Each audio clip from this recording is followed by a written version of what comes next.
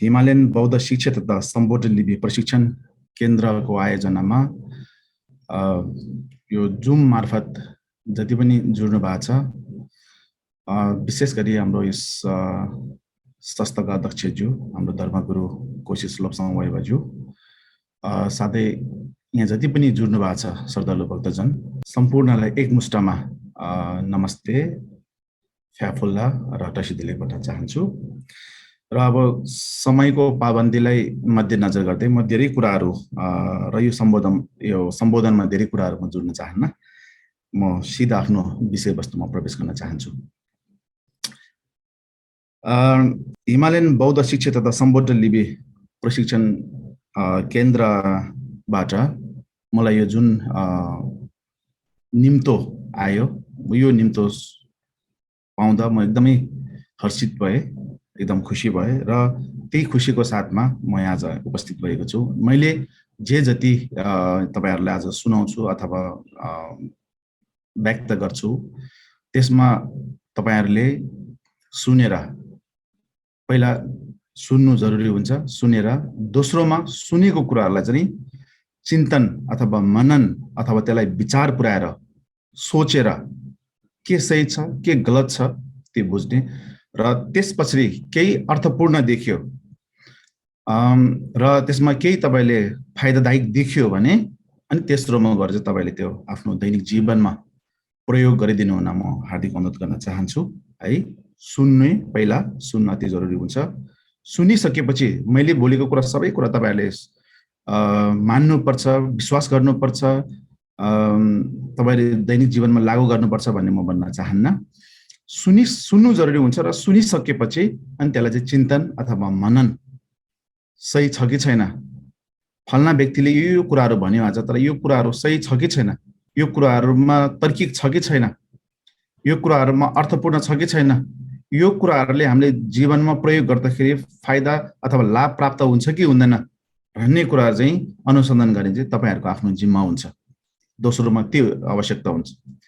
त्यसपछि कुनै अर्थपूर्ण चीज देख्यो भने मात्रै बल्ल त्यसलाई चाहिँ विश्वासको साथमा, हैन, पुनः आत्मविश्वासको साथमा अनि त्यसलाई चाहिँ आफ्नो दैनिक जीवनमा लागू गराउनु पर्छ र त्यसो गर्नाले अनि लाभ प्राप्त हुन्छ। है, त्यो भएको हुनाले गर्दाखेरि सर्वप्रथम चाहिँ तपाईले सुनिदिनु हुन हार्दिक अनुरोध गर्न चाहन्छु। र मेरो अथवा मलाई जुन विषयवस्तु हाम्रो यहाँ चाहिँ जुन यो आयोजनाले दिनुभएको छ त्यो चाहिँ तीनटा विषयवस्तुहरु छ।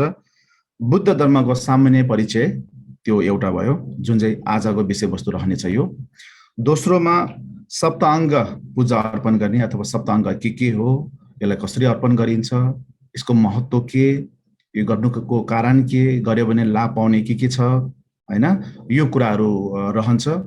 जुन सात प्रकारको विभिन्न प्रकारको पूजा गर्ने विधिहरू छ त्यो विषयवस्तु छ, त्यो चाहिँ हाम्रो बोलीको विषयवस्तु रहनेछ।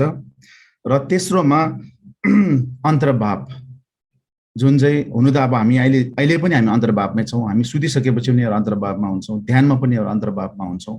तर अहिलेको यो हामीले अन्तर्भाव भन्दै गरेको कुरा चाहिँ विशेष गरेर हामी केमा फोकस गर्छौँ अथवा केमा ध्यान आकर्षण गर्छौँ भने मृत्यु हुँदाखेरिको क्षण विशेष हामी त्यहाँ ध्यान दिन्छौँ। त्यसपछि हाम्रो शरीर र प्राण अथवा चित्त दुईटा विघटन भइसकेपछि अथवा अलग भइसकेपछि अनि त्यो पलको एउटा क्षण हुन्छ, त्यो क्षणको बारेमा हामी कुरा गर्छौँ। त्यसपछि फेरि मानिस आफ्नो कर्म, आफ्नो अब कर्म भनौँ न, त्यो कर्म अनुसारको कुन प्रकारको हामीले चाहिँ जन्म पुनर्जन्म हुन्छ, फेरि जन्म लिन्छ हो, त्यो ठाउँमा जाने बाटोलाई रोक्ने विधि के छ, रोक्ने विधि छ कि छैन, छ भने के छ। अब विधि छैन, हामी जन्म लिनै पर्छ भने त्यो जन्म लिने माध्यम कुन चाहिँ उपयुक्त हो भन्ने कुराहरूलाई हामी त्यो कुराहरूलाई मोटामोटी हामी त्यो जानकारी लिन्छौँ।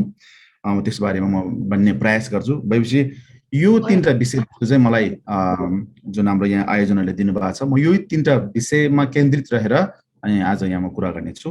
त्यस तीनटा मध्ये आजको विषयवस्तु भनेको चाहिँ बुद्ध धर्मको सामान्य परिचय भनेर भनेको छ। अब बुद्ध धर्मको सामान्य परिचय भन्दाखेरि हामीले के भन्दाखेरि धर्म भन्ने शब्द चाहिँ प्रयोग गर्यो नि त यहाँ। अब धर्म भन्दाखेरि चाहिँ धर्मको परिभाषा हामीले पहिला बुझ्नुपर्छ। अब धर्मलाई इङ्ग्लिसमा चाहिँ रिलिजन भन्दो रहेछ। अब रिलिजन भन्दाखेरि रिलिजनको अर्थ के हो, त्यसको डेफिनेसन के हो त्यसलाई चाहिँ हामीले बुझ्नुपर्छ। अब अहिले संसारमा सबभन्दा चलेको धर्मको डेफिनेसन अथवा रिलिजनको अर्थ अथवा डेफिनेसन चाहिँ के रहन्छ भन्दाखेरि अनि ईश्वरलाई मान्नेलाई धर्म भनेर त्यो डेफिनेसन दिएको छ। एउटा अर्थ एउटा त्यही दिएको छ डिक्सनरीमा है, त्यो अक्सफोर्ड डिक्सनरीमा। फेरि त्यो मैले भनिरहेको होइन। अर्को डेफिनेसन चाहिँ के दिन्छ भन्दाखेरि जसले सृष्टिकर्तालाई मान्छ त्यसलाई चाहिँ धर्म भन्छ भनेर भनेको छ, रिलिजन भन्छ भनेर भनेको छ। को एउटा अर्थ अरू के छ भन्दाखेरि जसले आत्मालाई मान्छ, परमात्मालाई भनौँ न, परलोकको जुन चित्त छ अथवा आत्मा छ, जसले त्यसलाई आस्था राख्छ अथवा त्यसलाई विश्वास गर्छ, त्यसलाई शरण गर्छ, त्यस्तोलाई धर्म भन्छ भनेर भनिएको छ। भइसकेपछि त्यो प्रकारको धर्मको अर्थ जुन छ, त्यो धर्मको अर्थ छ भने त्यो धर्मको अर्थ चाहिँ बौद्ध धर्मको अर्थमा लागू हुन्छ कि हुँदैन हो, त्यो पनि हामीले बुझ्नुपर्छ। एउटा अहिले जुन सृष्टिकर्ता मान्ने अथवा ईश्वर मान्ने अथवा आत्मालाई मान्नेले धर्म भन्छ भनेर भनेको जुन डेफिनेसन छ अथवा जुन अर्थ बताएको छ, यो अर्थ अनुसार चाहिँ बौद्ध धर्ममा लागू हुँदैन। त्यो लागू नहुनेको कारण पनि म तपाईँहरूलाई अहिले बताउँछु होइन। त्यो लागू हुँदैन।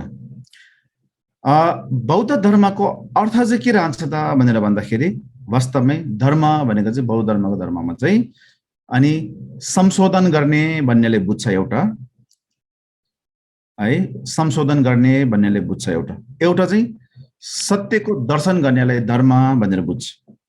भइसकेपछि यो प्रकारको अर्थलाई चाहिँ बौद्ध धर्मको अर्थमा चाहिँ अनि त्यो प्रकारको शब्दहरू चाहिँ प्रयोग हुन्छ। ईश्वरलाई मान्ने, आत्मालाई मान्ने अथवा सृष्टिकर्ता मान्ने, त्यो प्रति चाहिँ यो धर्मको त्यो सृष्टिकर्ता नमान्नुको कारण के हो अथवा चाहिँ आत्मा नमान्नुको कारण के हो अथवा चाहिँ ईश्वरलाई आस्था राख्नेको त्यो डेफिनेसन अथवा त्यो अर्थ चाहिँ बौद्ध धर्मको अर्थमा नलाग्नुको कारण के हो भन्दाखेरि बौद्ध धर्ममा अथवा बुद्धको सिद्धान्त भनौँ अथवा बौद्धको धर्ममा अनि सृष्टिकर्ता मानिँदैन। अहिले संसारमा धर्म धेरै भए तापनि त्यो धर्महरूलाई हामीले एउटा क्याटेगोराइज अथवा एउटा भाग छुटाउनु पर्यो भने दुईटा भागमा छुटाउन सक्छ।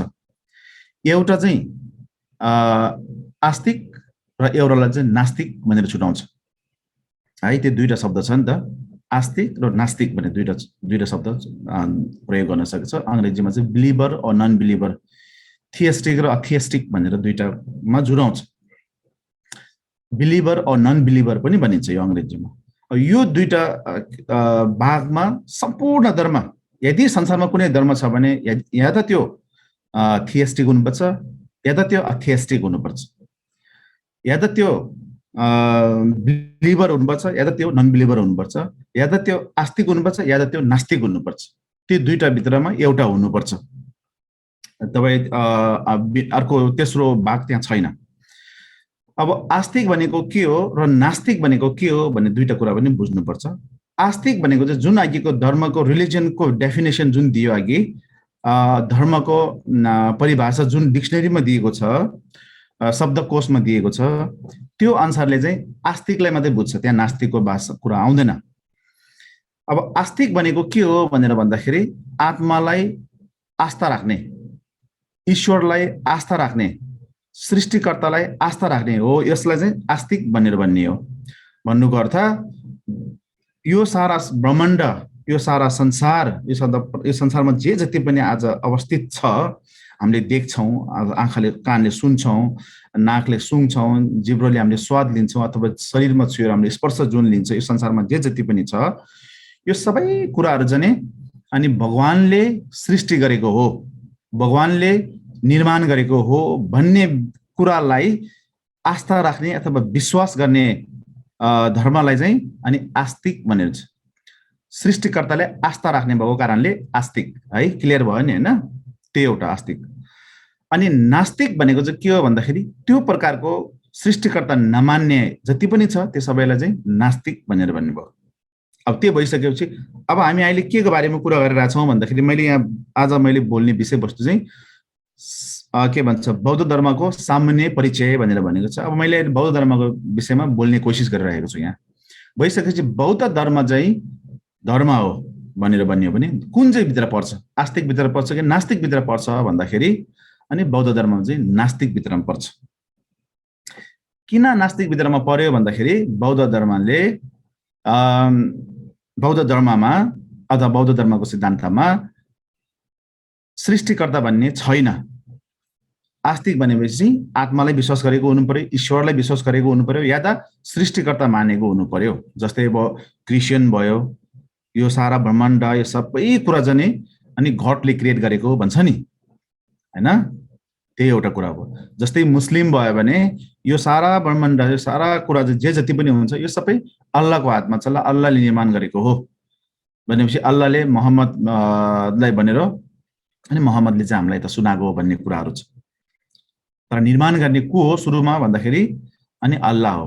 अल्लाहको हातमा छ हामी अब स्वर्ग जाने कि नर्क जाने, हाम्रो हातमा छैन भन्ने कुराहरू हुन्छ। त्यही प्रकारले अहिले हिन्दूमा 6 धर्म भन्ने हुन्छ, 6वटा धर्म, जस्तै मीमांसा धर्म भयो, संख्या धर्महरू भयो, योग धर्महरू भयो, हैन? यो सबै कुरा 6वटा जति पनि यो धर्महरू छ, त्यो धर्महरूमा पनि अनि कर्म मान्ने पनि छ, नमान्ने पनि छ। त विशेष गरेर चाहिँ त्यो धर्ममा चाहिँ अनि सृष्टिकर्ता ज्यादाले मान्छ। सृष्टिकर्ता भनेको चाहिँ यो सारा ब्रह्माण्ड सबै कुराहरू चाहिँ अनि ब्रह्माले निर्माण गरेको हो, ब्रह्माले सृष्टि गरेको हो, ब्रह्माको हातबाट चाहिँ उहाँको उसको शक्तिबाट चाहिँ निर्माण गरेको हो भन्ने खालको कुराहरू छ। त्यो भएको हुनाले त्यसलाई चाहिँ के भन्छ, हामी त्यस्तो कुरालाई विश्वास गर्ने अथवा त्यस्तो कुरालाई मान्नेलाई हामी आस्तिक भनेर भनिन्छौँ। अब त्यो प्रकारको कुरा नमिल्ने अथवा त्यस्तो खालको कुरालाई विश्वास नगर्नेहरूलाई चाहिँ के भन्छ भने नास्तिक भन्छ। त्यो प्रकारको कुरालाई आस्था नराख्ने भएकोले नास्तिक। अब बुद्ध धर्म चाहिँ त्यो कारणले नास्तिक। अब किन विश्वास गरिन त, त्यो कुरा आउँछ नि त हैन? यहाँ किन विश्वास गरिन बुद्ध धर्मले अथवा शाक्यमुनि बुद्धले यो सारा ब्रह्माण्ड चाहिँ गडले निर्माण गरेको अथवा प्रभुले निर्माण गरेको हो भन्दाखेरि चाहिँ के समस्या छ त्यहाँ? अल्लाहले निर्माण गरेको भन्दाखेरि के समस्या छ त्यहाँ? ब्रह्माले निर्माण गरेको, सृष्टि गरेको भन्दाखेरि समस्या के छ त्यहाँ भन्दाखेरि अब शाक्यमुनि बुद्धको सिद्धान्तमा चाहिँ त्यहाँ के समस्या देख्छ भन्दाखेरि सारा वस्तुको अथवा सर्वधर्मको अथवा हरेक चिजको चाहिँ आफ्नो आफ्नो एउटा कारण, आफ्नो आफ्नो एउटा हेतुबाट निर्माण हुन्छ। कुनै पनि कुरा चाहिँ बिना हेतु बिना कारण निर्माण हुँदैन।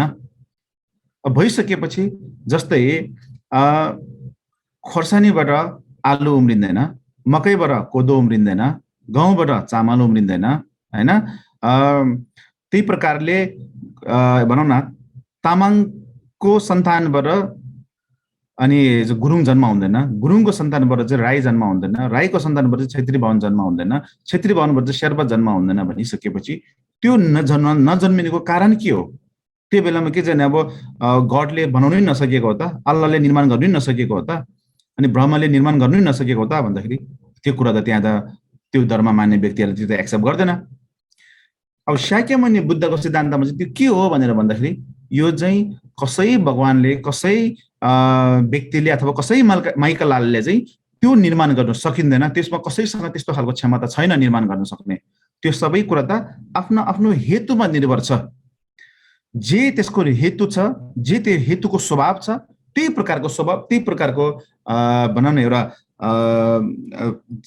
परम्परा अथवा त्यही प्रकारको एउटा धारा आउने हो। आलुबाट आलु मात्रै निर्माण गर्न सक्छ, आलुलाई मात्रै पैदा गराउन सक्छ, किनभने त्यसको स्वभाव, त्यसको हेतु त्यो भएको कारणले। आलुले खोर्सानीलाई कहिले पनि जन्म दिन सकिँदैन, किनभने त्यसको स्वभाव पनि मिल्दैन, त्यसको हेतु पनि मिल्दैन, त्यसको कुनै प्रकारको चाहिँ त्यसको के भन्छ गुण त्यसमा नपुगेको कारणले त्यो हुन सक्दैन। त्यो भएकोले हरेक कुरा चाहिँ आफ्नो आफ्नो हेतुबाट निर्माण हुन्छ, आफ्नो आफ्नो कारणबाट निर्माण हुन्छ भने अनि त्यहाँ चाहिँ गडले निर्माण गरेको भन्ने कुरा त त्यहाँ त काम लागेन, त्यो त तर्किक देखिएन, हैन?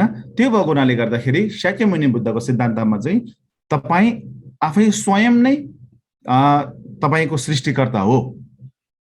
आकाशमा अथवा यो लोकभन्दा बाहिर कुनै शक्तिशाली एउटा भगवान अथवा ईश्वर अथवा चाहिँ अल्लाह चाहिँ माथि यस्तो पावर बोकेर शक्ति बोकेर बसिरहेको छैन। हो त्यो खालको सिद्धान्त चाहिँ शाक्यमुनि बुद्धले बताउनुहुन्छ। त्यो भएको हुनाले गर्दाखेरि कर्म हेतु फल एकदमै प्राथमिकता दिन्छ बौद्ध धर्ममा। कर्म हेतु फलको सिद्धान्त अथवा त्यसको प्रणाली, त्यसको प्रक्रियालाई बुझेर अगाडि हेर्दाखेरि अनि त्यहाँ चाहिँ अनि सृष्टिकर्ताको चाहिँ काम देखिँदैन, सृष्टिकर्तामाथि विश्वास आउँदैन त्यो। हो त्यो भएको हुनाले गर्दाखेरि सृष्टिकर्ताको सिद्धान्त चाहिँ बौद्ध धर्ममा लागू हुँदैन। बौद्ध धर्ममा लागू हुने भनेको चाहिँ कर्म हेतु फल अथवा चाहिँ हेतु प्रत्यय र फल हो। यसको जुन प्रक्रिया छ, यसको प्रणाली जुन छ, यसको प्रक्रिया जुन छ, त्यसलाई चाहिँ आधार मानेर अनि बौद्ध धर्म चाहिँ अगाडि बढ्दछ। त्यो भएको हुनाले गर्दाखेरि बौद्ध धर्म चाहिँ अनि आस्तिक होइन नास्तिक हो भन्नु खोज्यो। अब नास्तिकभित्र पनि फेरि धर्म कर्मै नमाने नास्तिक र धर्म कर्म सत्य वास्तविकलाई मान्ने दुई प्रकारको हुन्छ। त्यसमध्ये बौद्ध धर्म चाहिँ धर्म पनि मान्ने, धर्म भनेको चाहिँ सत्यलाई मान्ने होइन, कर्मलाई मान्ने, पूर्व जन्मलाई मान्ने, पुनर्जन्मलाई मान्ने हो, त्यो प्रकारको हुन्छ। अब केही धर्म कर्म केही नमान्ने पनि आस्तिक छ। जस्तै चार्वाका, उसले के भन्छ भने यो एउटा जीवन हो, यसमा हामीले जे खायो, जे लायो, जे पियो त्यही हामीले पाउने हो। मृत्युबाट गइसकेपछि हाम्रो शरीर पञ्चतत्वमा विलीन भएर जान्छ, हाम्रो आत्मा आकाशमा विलीन भएर जान्छ, पुनर्जन्म पनि छैन, पूर्व जन्म पनि छैन भन्ने त्यो सिद्धान्त बोक्नेलाई चाहिँ अनि चार्वाका धर्म भन्छ। त्यो प्रकारको धर्म पनि हुन्छ होइन। त्यही प्रकारले नास्तिकभित्र जैन धर्मलाई पनि नास्तिकभित्रमै गनिन्छ, किनभने जैन धर्मले पनि सृष्टिकर्ता मान्दैन है। त्यो दुईटा कुरा, त्यो कुरा क्लियर भयो नि होइन। त्यही भइसकेपछि अब बौद्ध धर्म चाहिँ केमा भयो भन्दाखेरि नास्तिक भयो। नास्तिकभित्रमा पनि अनि धर्म मान्ने, कर्म मान्ने, पूर्व जन्म मान्ने, पुनर्जन्म मान्ने हो, त्यही भित्रमा पऱ्यो नि होइन। त्यो मान्ने पनि त्यतिकै मानेको होइन, हरेक कुरामा तर्किक छ होइन। त्यो हामी कुनै विषयवस्तु बनाएर कुनै दिन हामी चर्चा गर्न सकिन्छ त्यसलाई। अब अहिलेको हाम्रो विषयवस्तु भनेको चाहिँ अनि कर्मको बारेमा कुरा आयो नि त। अब त्यो आउँदाखेरि हामीले संसारमा वास्तवमा अब चाहिँ जनरलमा जाउँ है त। अब चाहिँ हामी वास्तवमा संसारमा हामीले चाहेको के हो, चाहे त्यो राजा होस्, चाहे त्यो प्रजा होस्, चाहे त्यो ठुलो होस्, चाहे त्यो सानो होस्, चाहे त्यो धनी होस्, चाहे त्यो गरिब होस्, चाहे त्यो मानिस होस्, चाहे त्यो देवता होस्, चाहे त्यो चाहिँ दानव होस्, चाहे त्यो चाहिँ नर्कमै भएका प्राणी नै किन नहोस्, जति पनि यो 6 लोकमा बसेका प्राणीहरू छ, सबै प्राणीले, सर्व प्राणीले चाहिँ चाहेको के हो, इच्छाएको के हो भन्दाखेरि अनि सुख, शान्ति, समृद्धि हो, त्यो कुराहरू हो। नचाहेको के हो भन्दाखेरि अनि दुःख, पीडा, समस्या हो, यी कुराहरू चाहिँ नचाहेको। चाहेको सबै एक नाश हो, नचाहेको सबै एक नाश हो। त्यो भइसकेपछि अब हामीले चाहेको सबले एक नाश, नचाहेको एक नाश हो भने चाहेर मात्रै त भएन। किन हामीले चाहेको सुखहरू प्राप्त हुँदैन? किन हामीले चाहिँ नचाहेको दुःख नचाहँदा नचाहँदा पनि हामीमाथि आइपर्छ?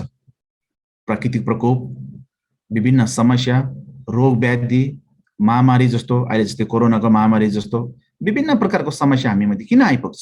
किन आइपर्छ भन्दाखेरि हो यसको प्रश्न चाहिँ अब अति आवश्यक। अब यो प्रश्न चाहिँ कहाँ गएर जुर्छ भन्दाखेरि अघिको कर्म हेतु फलसँग गएर जुर्छ है। अब त्यो कुरा पनि हामी अहिले कुरा गर्न सक्छौँ। अब अहिले चाहेको हामीले के हो संसारमा भन्दाखेरि सुख, शान्ति, समृद्धि भनेर भनिन्छ।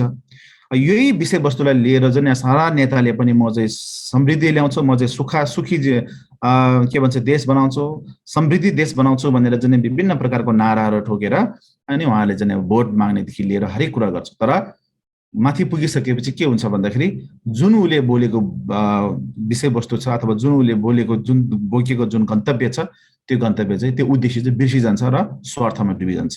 त्यो एउटा समस्या हाम्रो अब सम्पूर्ण अब भनौँ न जो देश चलाउँछु भनेर बोल्नुहुन्छ त्यो सबैको समस्या त्यहाँनिर देख्छु। र अर्को हामी सबैले के सोच्छौँ भन्दाखेरि अशिक्षितको कारण पनि हुनसक्छ अथवा विभिन्न कारण हुनसक्छ। हामीले के सोध्छ भने सुख भनेको चाहिँ भौतिक कुरामा छ, सुख भनेको घरमा छ, सुख भनेको गाडीमा छ, सुख भनेको चाहिँ राम्रो ठाउँ सुतेकोमा छ, सुख भनेको चाहिँ खानामा छ, सुख भनेको चाहिँ पिउनेमा छ, सुख भनेको चाहिँ विभिन्न प्रकारको साधनमा निर्भर छ भन्ने खालको एउटा विचार बोकेर अनि हामी चाहिँ अनि त्यो भौतिक कुरा निर्माण गर्नुमा हामी दिनरात एक गरेर लागि पर्छौँ। जस्तै अब धन कमाउनु पर्छ है, नाम कमाउनु पर्छ है, शोहरत कमाउनु पर्छ है, पैसा कमाउनु पर्छ है, यहीबाट सबै सुख प्राप्त हुन्छ भन्ने खालको विचार बोकेर अनि हामी चाहिँ लागि पर्छ दिनरात एक गरेर। दिन बन्ने छैन, रात बन्ने छैन, दुःख बन्ने छैन, जरी बन्ने छैन होइन, चिसो बन्ने छैन, तातो बने छैन, विभिन्न त्यो कुराहरूलाई झेलेर सङ्घर्ष गरेर हामी लागि पर्छौँ। यहाँसम्म हामी सङ्घर्ष गर्छौँ कि त्यो सुख पाउनुको लागि हातै काट्नु पर्यो भने, खुट्टै काट्नु पर्यो भने, शरीर चिर्नु पर्यो भने हामी चिर्न तयार हुन्छौँ। त हामीले हात काट्नु खोजेको त हाम्रो उद्देश्य त होइन, तर उद्देश्य के हो भन्दा सुख पाउने। तर सुख पाउने एउटा जुन वस्तु छ त्यो चाहिँ भौतिक कुरा हो भन्ने खालको एउटा गलत विचार र गलत धारणा र गलत सोच, गलत भनौँ न सिद्धान्त बोकेर हामी लागि पर्छौँ र हामी जिन्दगी त्यसरी नै कटाइरहेको हुन्छ। अहिले पनि हामी त्यसरी नै कटाइरहेको हुन्छौँ। अब वास्तवमा दुःख जुन छ, दुःख गरे त्यो दुःख कहाँबाट उत्पन्न हुन्छ र त्यसलाई कसरी त्याग्ने भन्ने कुराहरू आउँछ नि त। वास्तवमा सुख अथवा दुःख भनेको चाहिँ भौतिकमा निर्भर छैन, त्यो चाहिँ मानसिक अथवा मनमा निर्भर छ। हाम्रो मन सन्तुष्टि छ, मन शुद्ध छ, मन सफा छ, निस्वार्थ छ भने अनि त्यहाँबाट चाहिँ हामीले सुख प्राप्त हुन्छ। सन्तुष्टि परम धन भन्छ नि। यदि तपाईँसँग 1000 रुपियाँ पैसा छ तर 1000 रुपियाँ पैसा नै म चाहिँ यति पैसा भए मलाई पुग्छ भन्ने खालको सन्तुष्टि भयो भने तपाईँ धनी भयो, त्यहाँ चाहिँ तपाईँ खुसी हुनुभयो। तर तपाईँ 1000 हुँदाखेरि मलाई 2000 चाहिन्छ, 2000 हुँदाखेरि मलाई 1 लाख चाहिन्छ, 1 लाख हुँदाखेरि मलाई 10 लाख चाहिन्छ भन्ने खालको दिमागमा आकाङ्क्षा भनौँ अथवा अभिलाषा बढाउँदै गयो भने अनि त्यसले चाहिँ तपाईँलाई पीडा दिने हो। होइन, त्यही प्रकारको विभिन्न कुरा। अब सुख दुःख हरेक कुरा भनेको चाहिँ भौतिक कुरामा निर्भर नभएर अनि मानसिक कुरामा निर्भर छ। अब त्यो भन्दै गर्दाखेरि भौतिक कुरा चाहिँदैन भन्नु खोजेको त होइन, सुविधाको रूपमा प्रयोग गर्नु पाइयो, चाहिन्छ हामीलाई। जस्तै अहिले हामी सामाजिक सञ्जालमा जुडिरहेका छौँ, यो एउटा भौतिक सुविधा हो। यसलाई म चलाउँदिनँ, म चाहिँ एकदमै के भन्छ चाहिँ आध्यात्मिकमा विश्वास गर्छु, म चाहिँ भौतिक चाहिँदैन, म त मनमा मात्रै विश्वास गर्छु भनेर त फेरि हामीले यो जुम नचलाएको भए तपाईँ हामी यसरी जुड्न सक्दैन थियौँ नि त। त्यही भएको हुनाले समय प्रवेश अनुसार हामीले हिँड्नु सक्नुपर्छ, चलाउन सक्नुपर्छ। तर त्यसको के भन्छ, त्यसको यथार्थ के हो त्यो पनि बुझ्नु सक्नुपर्छ। अहिले हामी यथार्थका कुरा गरिरहेका छौँ।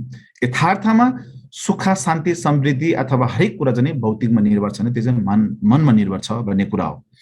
अब मनमा निर्भर छ भनेदेखि अब मन भनेको के हो त भन्ने कुराहरू आउँछ होइन। अब मन भनेको के हो भन्ने कुरा आउनेमा यो संसारमा कतिपय मान्छे त हाम्रो शरीरमा मन छ भन्ने कुरा पनि थाहा छैन। शरीर नै सबै कुरा हो र दिमाग नै सबै, मनदेखि लिएर हरेक कुरा यो दिमाग नै हो। हाम्रो गिरी भन्छ नि दिमाग, ओ यो दिमाग नै सबै कुरा हो। त्योभित्र मन पनि छ, मन चाहिँ त्योभित्र सबै चलाउने चाहिँ मन हो भन्ने कुरा पनि कसैलाई थाहा छैन। मन छ भने थाहा हुँदैन कति मान्छेलाई। कति मान्छेलाई चाहिँ मन छ भने त थाहा हुन्छ, तर मन र शरीर दुईटा अलग चिज हो भन्ने कुरा पनि थाहा हुँदैन। र कतिपयलाई मन र शरीर अलग चिज हो भने थाहा भए तापनि जसरी शरीरलाई हामीले एक्सर्साइज गरेर कसरत गरेर हामीले शरीर तन्दुरुस्त बनाउन सक्छ, त्यही प्रकारले हाम्रो मनलाई पनि अनि कसरत गर्न सक्छ, मनलाई पनि एक्सर्साइज गर्न सकिन्छ, मनलाई पनि तन्दुरुस्त बनाउन सक्छ भन्ने कुरा थाहा हुँदैन। कति मान्छेहरूलाई मनलाई तन्दुरुस्त बनाउँछ भने थाहा भए तापनि त्यसको स्वभाव चिन्नु सकिन्छ, त्यसको स्वभाव चिन्यो भने सबै कुराहरूको ज्ञान प्राप्त हुन्छ भन्ने कुराहरू थाहा हुँदैन। त्यही भएको हुनाले गर्दाखेरि हो यो कुराहरूलाई चाहिँ अब हामीले सिकाउनका लागि अनि धर्म, विशेष गरेर धर्म, त्यसमध्येमा पनि बौद्ध धर्मको चाहिँ ठुलो अहिलेसम्मको ठुलो भूमिका रहिआएको छ। हामी यो कुरालाई नबुझेकै कारणले गर्दाखेरि अनि हामी समस्या पर्ने हो क्या। समस्या पर्ने, तनाव लिने, के भन्छ चाहिँ परिवारभित्र नि समस्या निम्त्याउने, जीवनमा हरेक कुरा चाहिँ गलत दिशातिर दौडिने मूल कारण पनि हामीले सबै कुरा चाहिँ मनबाट निर्माण हुँदो रहेछ। र त्यो मन निर्माण गर्ने, मनलाई चाहिँ कसरत गरेर त्यसलाई चाहिँ के भन्छ वशमा राख्नु सक्छ र मनबाट ज्ञान प्राप्त गर्न सकिन्छ। मनबाट शान्ति, सुख, समृद्धिहरू सबै कुरा चाहिँ मनबाट निर्माण गर्न सक्छ भन्ने कुरा थाहा नभइसकेपछि अनि हामी गलत मार्गमा हिँड्ने, गलत दिशामा हिँड्ने इत्यादि सबै कुरा चाहिँ त्यसरी निर्माण भएको हो। त्यो भएको हुनाले गर्दाखेरि अब हामी मनको सबै कुरा ज्ञान कुरा गर्दै गर्दाखेरि अब आखिर मन भनेको के हो भन्ने कुराहरू हुन्छ होइन। मन भनेको चाहिँ तपाईँको हाम्रो शरीरलाई अथवा पञ्च ज्ञानेन्द्रहरूलाई, यो शरीरलाई, यो दिमागलाई, हरेक कुरालाई चलाउने मूल राजा भन्ने कि अथवा अब त्यसको चाहिँ मालिक भन्ने कि बोस भन्ने कि त्यसको जड चाहिँ मन हो। हाम्रो शरीर, भौतिक शरीर त एउटा यो खोक्रो घर जस्तो त हो, खाली घर जस्तो हो। त्योभित्र यदि मन छैन भने त्यो घर खालीले केही पनि गर्न सकिँदैन। तर त्योभित्र घरको मालिक भइसकेपछि मात्रै त्यो घरको रेखदेख सबै कुरा हुने हो। त्यही प्रकारले हाम्रो मन भनेको चाहिँ अहिले अनि घरको मालिक जस्तो, हाम्रो शरीरको मालिक जस्तो, हाम्रो यो जति पनि पंच ज्ञानेन्द्र छ त्यसलाई परिवर्तन गर्ने, दृष्टि परिवर्तन गर्ने, हाम्रो सोच विचार परिवर्तन गर्ने, हाम्रो चाहिँ मानिसलाई हेर्ने दृष्टि परिवर्तन गर्ने, वस्तुलाई हेर्ने दृष्टि परिवर्तन हुने सबै कुरा चाहिँ मनले गरिन्छ। त्यसले गर्दाखेरि मन नै सबै कुराको जड हो र मन नै सर्वश्रेष्ठ हो भन्छ बौद्ध धर्ममा चाहिँ। अब त्यो प्रकारको मनको बारेमा बुझ्नलाई अनि हामी बौद्ध धर्मको शिक्षामा प्रवेश गर्ने हो। अब बौद्ध धर्मको शिक्षाको कुरा गर्दै गर्दाखेरि हामीले चाहिँ मूल बौद्ध धर्ममा चाहिँ पढेर के गर्ने हो? अहिलेको जस्तो नाम कमाउनको लागि बौद्ध धर्म गर्ने हो कि धन कमाउनलाई बौद्ध धर्ममा प्रवेश गर्ने हो कि हैन स्वास्थ्य हुनको लागि बौद्ध धर्ममा प्रवेश गर्ने हो कि सुखी हुनको लागि बौद्ध धर्ममा प्रवेश गर्ने हो कि इत्यादि कुराहरू चाहिँ हाम्रो दिमागमा त्यो प्रश्नहरू उठ्न सक्छ। तर मूल बौद्ध धर्ममा प्रवेश गर्नुको मूल कारण तपाईहरुलाई म बताउँछु। हामीले अघि चाहेको कुरा अघि भने नि जुन सुख शान्ति समृद्धि, जुन सुख र शान्ति छ त्यसलाई चाहिँ लौकिक सुख शान्ति र अलौकिक सुख शान्तिको कुराहरू आउँछ। यहाँ चाहिँ हामीले टार्गेट गर्ने भनेको चाहिँ हाम्रो गन्तव्य भनेको चाहिँ अलौकिक सुख शान्ति जो यो 6 लोकको चक्रभन्दा बाहिर छ। हामी यो 6 लोकको चक्र, 6 लोक त बुझ्यो नि हैन, देवता लोक अनि असुर लोक अनि मनुष्य लोक अनि त्यसै पशु लोक, प्रेत लोक र नरक लोक भनेर यो 6 वटा लोकलाई अनि 6 लोक भनेर भनिन्छ। कतिले देवता लोक र असुर लोक चाहिँ एक गरेर 5 वटा लोक पनि भनेर भनिन्छ। तर 5 वटा भने पनि 6 वटा भने पनि त्यो खासै फरक पर्दैन। भइसकेपछि यो 3टा देवता लोक, असुर लोक र मनुष्य लोक चाहिँ स्वर्ग लोक बन्छ। पशु लोक, प्रेत लोक र नरक लोक चाहिँ त्रिदुर्गति लोक बन्छ। अब यो 3टा यो 6 वटा लोकमा 3टा चाहिँ स्वर्ग लोक, 3टा चाहिँ अनि दुर्गति लोक भएको हुनाले गर्दाखेरि यो कुराले चाहिँ अब अहिले राम्रो कर्म नराम्रो कर्म भन्ने चाहिँ यो 6 वटामा जन्मिने एउटा वातावरण बनाउनको लागि हो। तर वास्तवमै बौद्ध धर्मले चाहिँ राम्रो गर्नुको लागि मात्रै गरेको हो त भन्दाखेरि त हैन। बौद्ध धर्मले चाहिँ के विशेष गरेर टार्गेट गर्छ अथवा गन्तव्य के बोक्छ त भन्दाखेरि यो जुन 6 वटा लोक छ त्यो 6 वटा लोकलाई पनि पार गरेर बाहिर निक्लिने एउटा सिस्टम, एउटा विधि, एउटा मार्गको रूपमा अनि हामी बौद्ध धर्मलाई मान्छौं र त्यसलाई त्यसरी अपनाउँछौं। त वास्तवमा हामी बौद्ध धर्म मार्गी भइसकेपछि हामीले हेर्नुपर्ने गन्तव्य कहाँ हो भन्दाखेरि त्यो गन्तव्य चाहिँ अन्त बुद्धत्व प्राप्त गर्ने पनि भनेर भनिन्छ। अंग्रेजीमा त्यसलाई इनलाइटमेन्ट भन्छ हैन। त्यो गोल, त्यो टार्गेट चाहिँ त्यो हुनु, गन्तव्य चाहिँ अथवा पूर्ण रूपमा हाम्रो ज्ञान प्राप्त गर्ने। यो 6 लोकको सागरबाट पार हुनुको एउटा गन्तव्य रह्यो भने त्यसको साथसाथै अनि पूर्ण रूपमा ज्ञान प्राप्त हुने र हाम्रो शरीरमा अथवा विशेष गरेर मनमा रहेको जुन अज्ञानता छ, जुन अविद्या छ, जुन चाहिँ आवरण छ, जुन क्लेश छ, त्यो क्लेश, त्यो आवरणहरू सम्पूर्ण कुरा चाहिँ शुद्ध पारेर अनि ज्ञानको ज्योतिले पूर्ण रूपमा बाहिर निकाल्न सक्ने चाहिँ अनि हामीले चाहिँ सम्पूर्ण बौद्ध धर्मको गन्तव्य हो। त्यो चाहिँ हो, त्यो गन्तव्य चाहिँ पहिला हाम्रो दिमागमा हुनुपर्छ है। हामी बौद्ध धर्ममा किन लागिरहेका छौं, किन प्रवेश गरेका छौं भन्दाखेरि प्रतिस्पर्धा गर्नुको लागि पनि हैन, धन सम्पत्ति कमाउनको लागि पनि हैन, नाम शोहरत कमाउनको लागि पनि हैन, सांसारिक यो स्वर्ग लोकमा जानुको लागि पनि हैन। हामी त यो 6 लोकभन्दा बाहिर निक्लेर अनि बुद्धत्व प्राप्त गर्नु, बुद्धको यथार्थ बोध गर्नका लागि अनि हामीले चाहिँ यो बौद्ध धर्म पछाडि मतलब बुद्धको शिक्षालाई अपनाएर अनि लागिरहेको त्यस्तो कारण हो। त र त्यो प्रकारको ज्ञान चाहिँ फेरि नयाँ निर्माण गरेर हामीले पाउनु पर्ने हो कि के हो भनेर भन्दाखेरि त्यस्तो खालको त हैन। तपाई हामी सबैमा त्यो तथागत गर्व भन्छ, छुइ भाषामा देशिक इम्पो भन्छ, अंग्रेजीमा चाहिँ बुद्ध नेचर भन्छ। त्यो बुद्ध नेचर, त्यो तथागत गर्व, त्यो जुन देशिक निम्बो चाहिँ तपाई हामी 6 लोकमा जति पनि रहेको प्राणीहरु छ सबैको मनमा त्यो स्वभाव चाहिँ छ।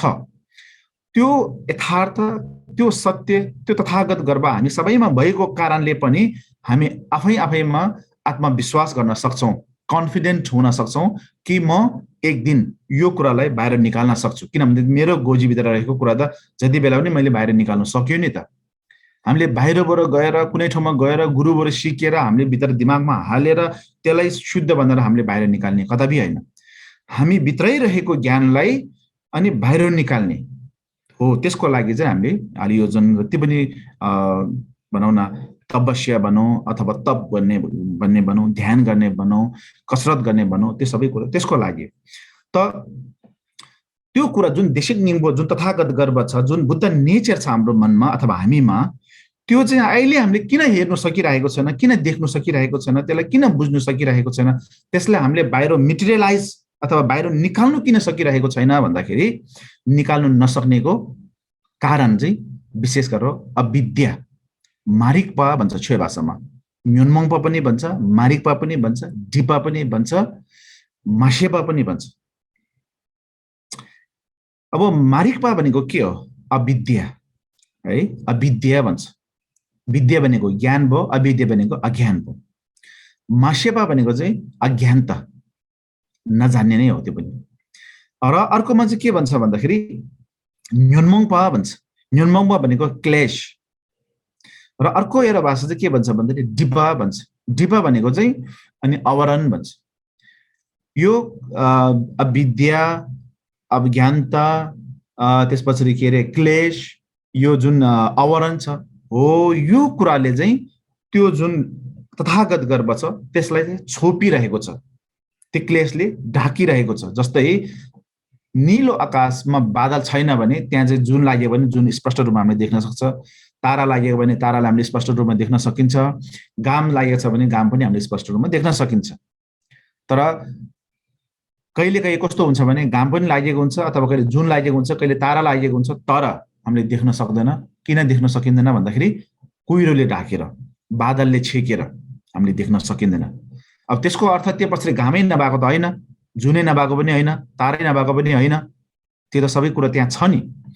हुँदाहुँदै पनि हामीले देख्न नसक्नुको कारण के हो भन्दाखेरि त्यो बादलको कारणले है हो। त्यही प्रकारले अहिले यहाँ हामीसँग तथागत गर्व, सर्व प्राणीको हृदयमा तथागत गर्व चाहिँ अनादिकालदेखि नै रहिआएको छ।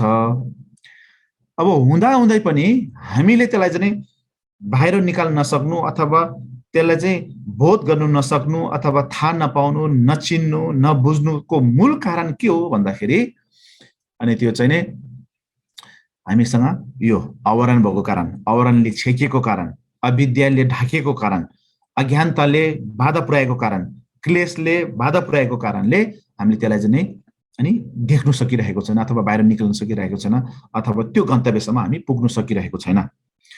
जुन दिन हामीले चाहिँ तथागत गर्वलाई रूबरू गर्छ अथवा चाहिँ प्रत्यक्ष रूपमा हामीले दर्शन गर्छ, त्यसको साक्षात्कार गर्छ हैन, त्यसको सत्यलाई वास्तविक अथवा यथार्थलाई हामीले जुन दिन देख्छ त्यो दिन हामी के भन्छौँ भन्दाखेरि बुद्धत्व प्राप्त गरेको भन्छ अथवा इनलाइटेन्ड भयो भन्छ।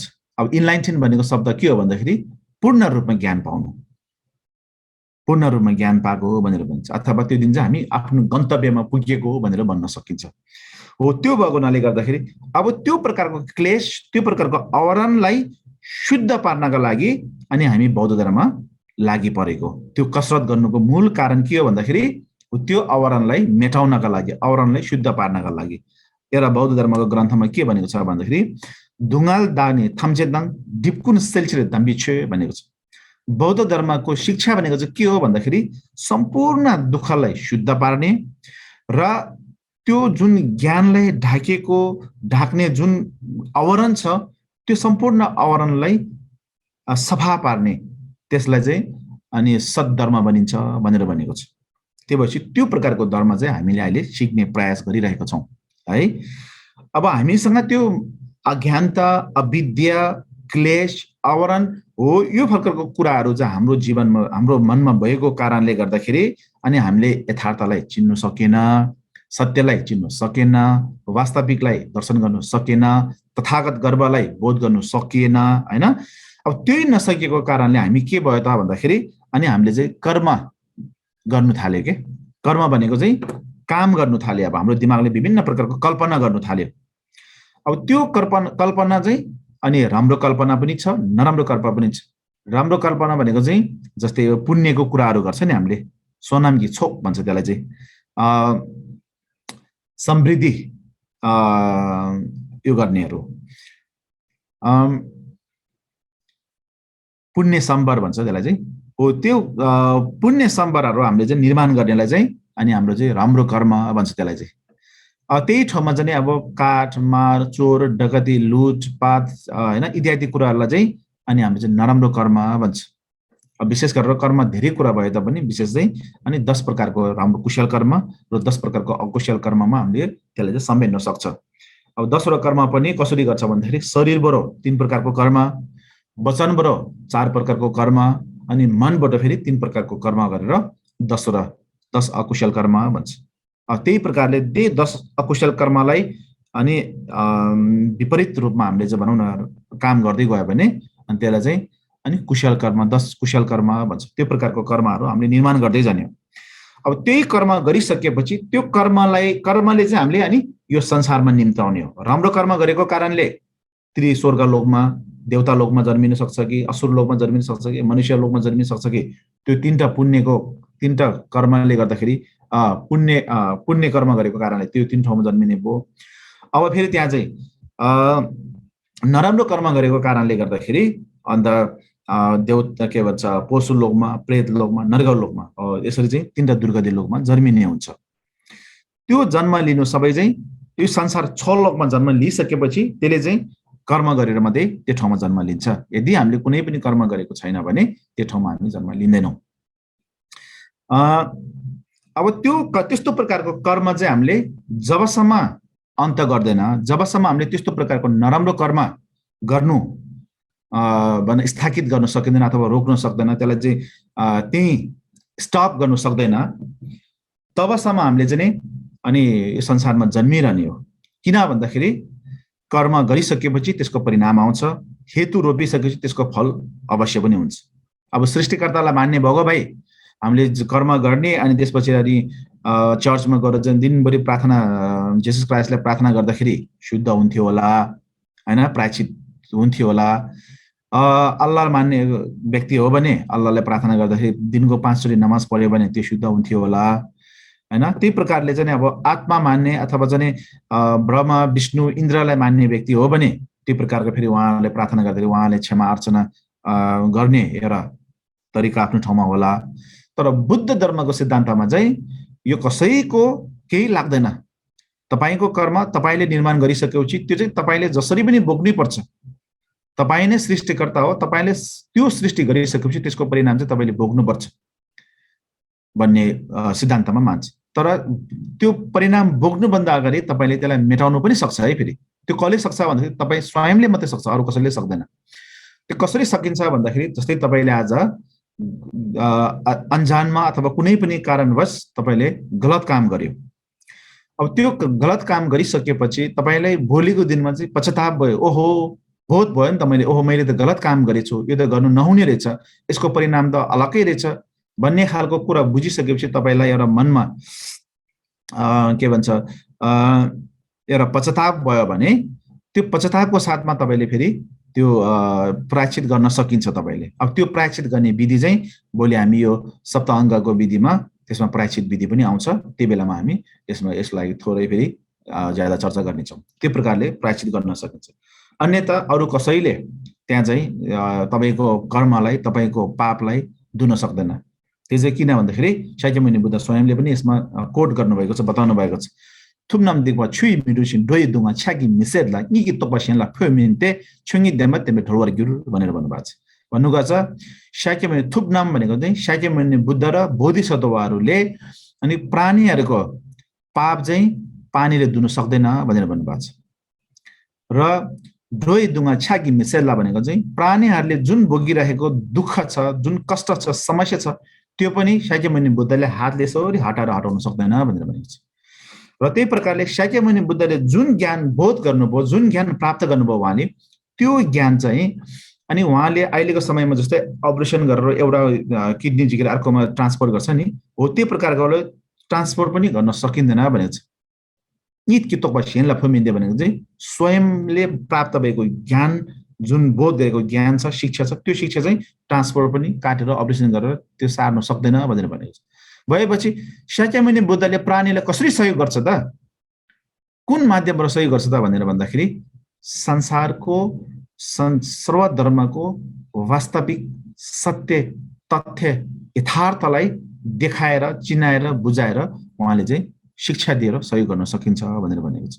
अब त्यो शिक्षा हामीले जुन दिन बोध गर्छ, त्यो शिक्षा जुन दिन हामीले लिन्छ र त्यो शिक्षालाई हामीले आफ्नो साथ गर्छ, त्यो शिक्षा मार्फत चाहिँ हामीले आफ्नो नराम्रो क्लेशहरू, हाम्रो नराम्रो आवरण सबैलाई शुद्ध पार्न सक्ने भयो र हामी भित्र रहेको जुन आदिको तथागत गर्व छ, जुन ज्ञान छ, त्यो ज्ञानलाई हामीले बोध गर्न सक्ने भयो।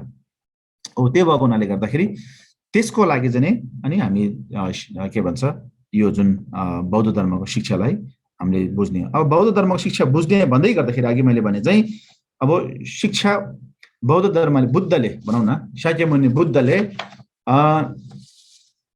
हामीलाई सिकाउनु भएको शिक्षा के हो भनेर भन्दाखेरि अनि अघि भने चाहिँ विशेष गरेर कर्म हेतु फल भनेर भनेको छ। त्यहाँ चाहिँ केही शिक्षाहरू छ। उहाँले प्रथममा हामीले चाहिँ उहाँले दिनुभएको 4 आर्य सत्यको शिक्षा दिनुभएको, त्यसपछि माध्यमिक शिक्षा दिनुभएको छ, त्यस पछाडि चाहिँ अथवा माध्यमिक अथवा शून्यताको शिक्षा दिनुभएको छ, त्यस पछाडि चाहिँ उहाँले अनि प्रभास्वर मनको स्वभाव के हो र त्यसलाई छोटो समयमा कसरी हामीले चाहिँ बोध गर्न सकिन्छ भन्ने कुरालाई अनि जान्नका लागि अनि त्यो एउटा शिक्षा दिएको छ। त्यो 3 प्रकारको शिक्षा क्याटेगोरी अथवा 3 प्रकारको भागमा हामीले छुटाएर बुझ्न सकिन्छ।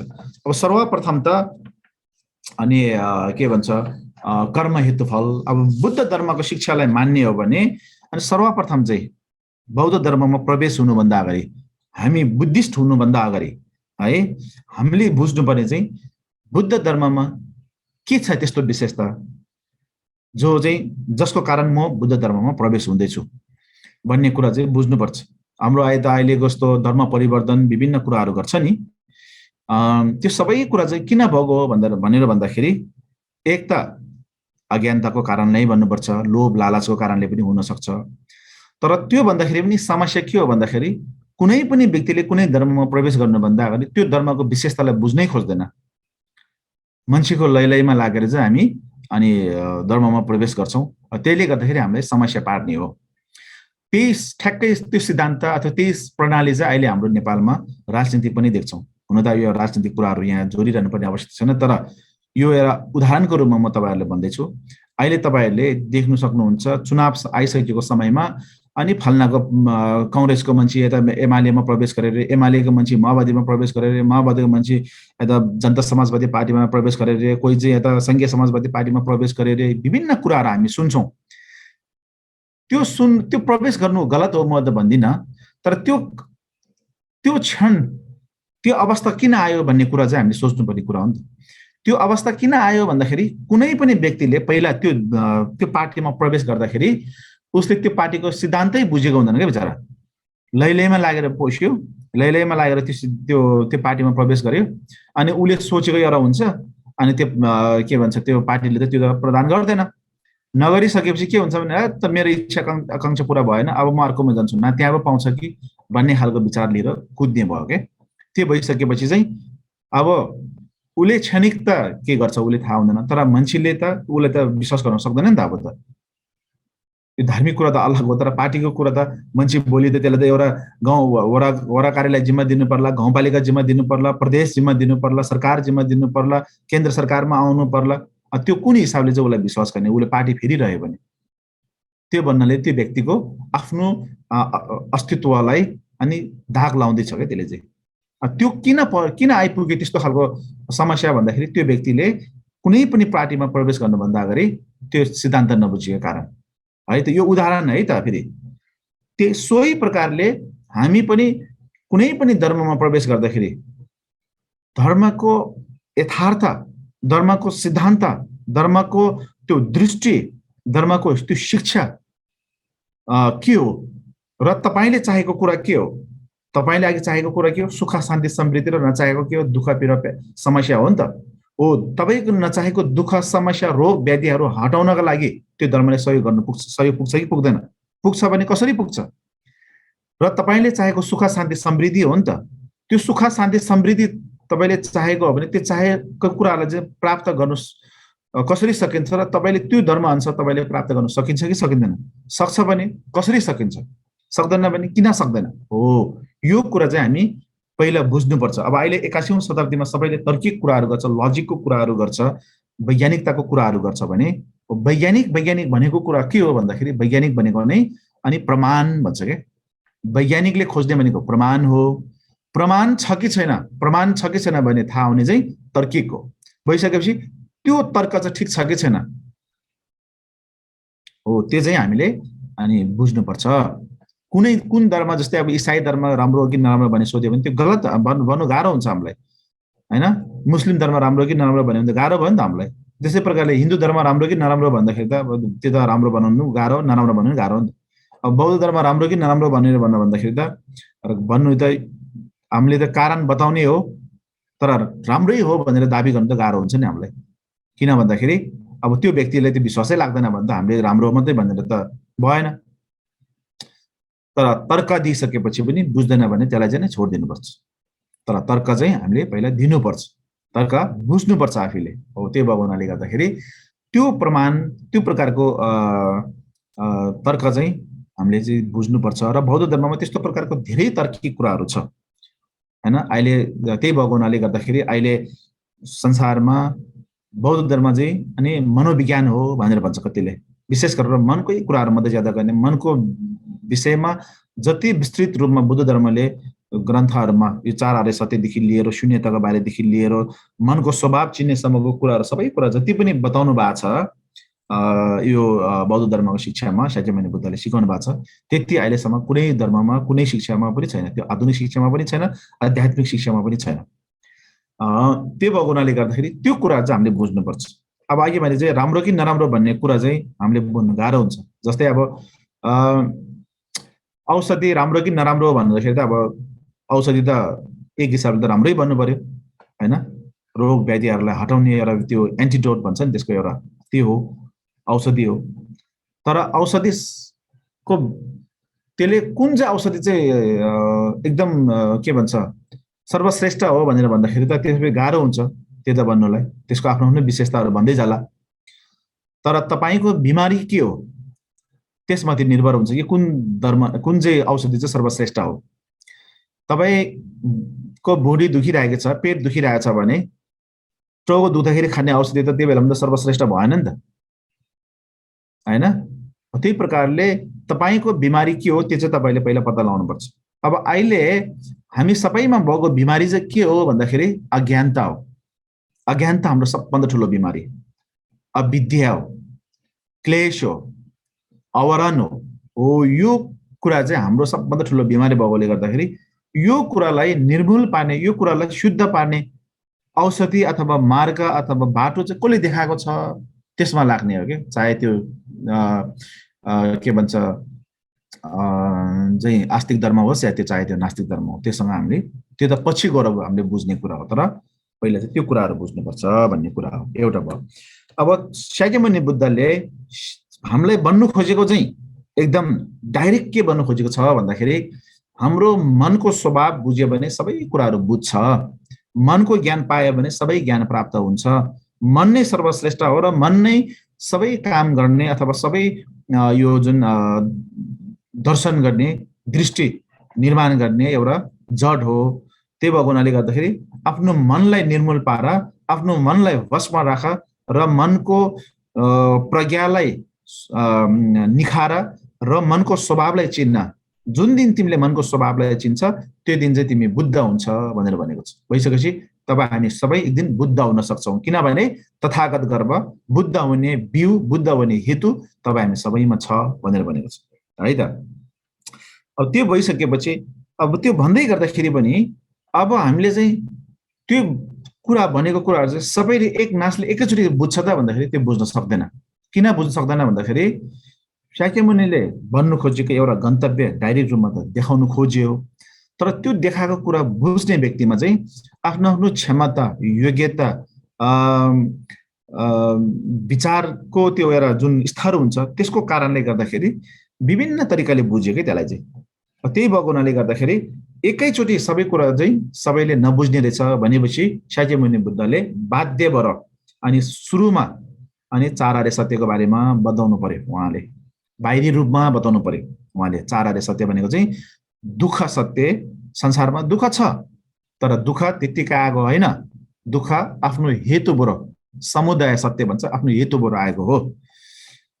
तर त्यो हेतु चाहिँ जुन क्लेश छ, जुन कर्म छ, त्यो हेतु सदैवको लागि रहने नित्य होइन, पर्मानेन्ट होइन, त्यो चाहिँ इम्पर्मानेन्ट हो, अनित्य हो।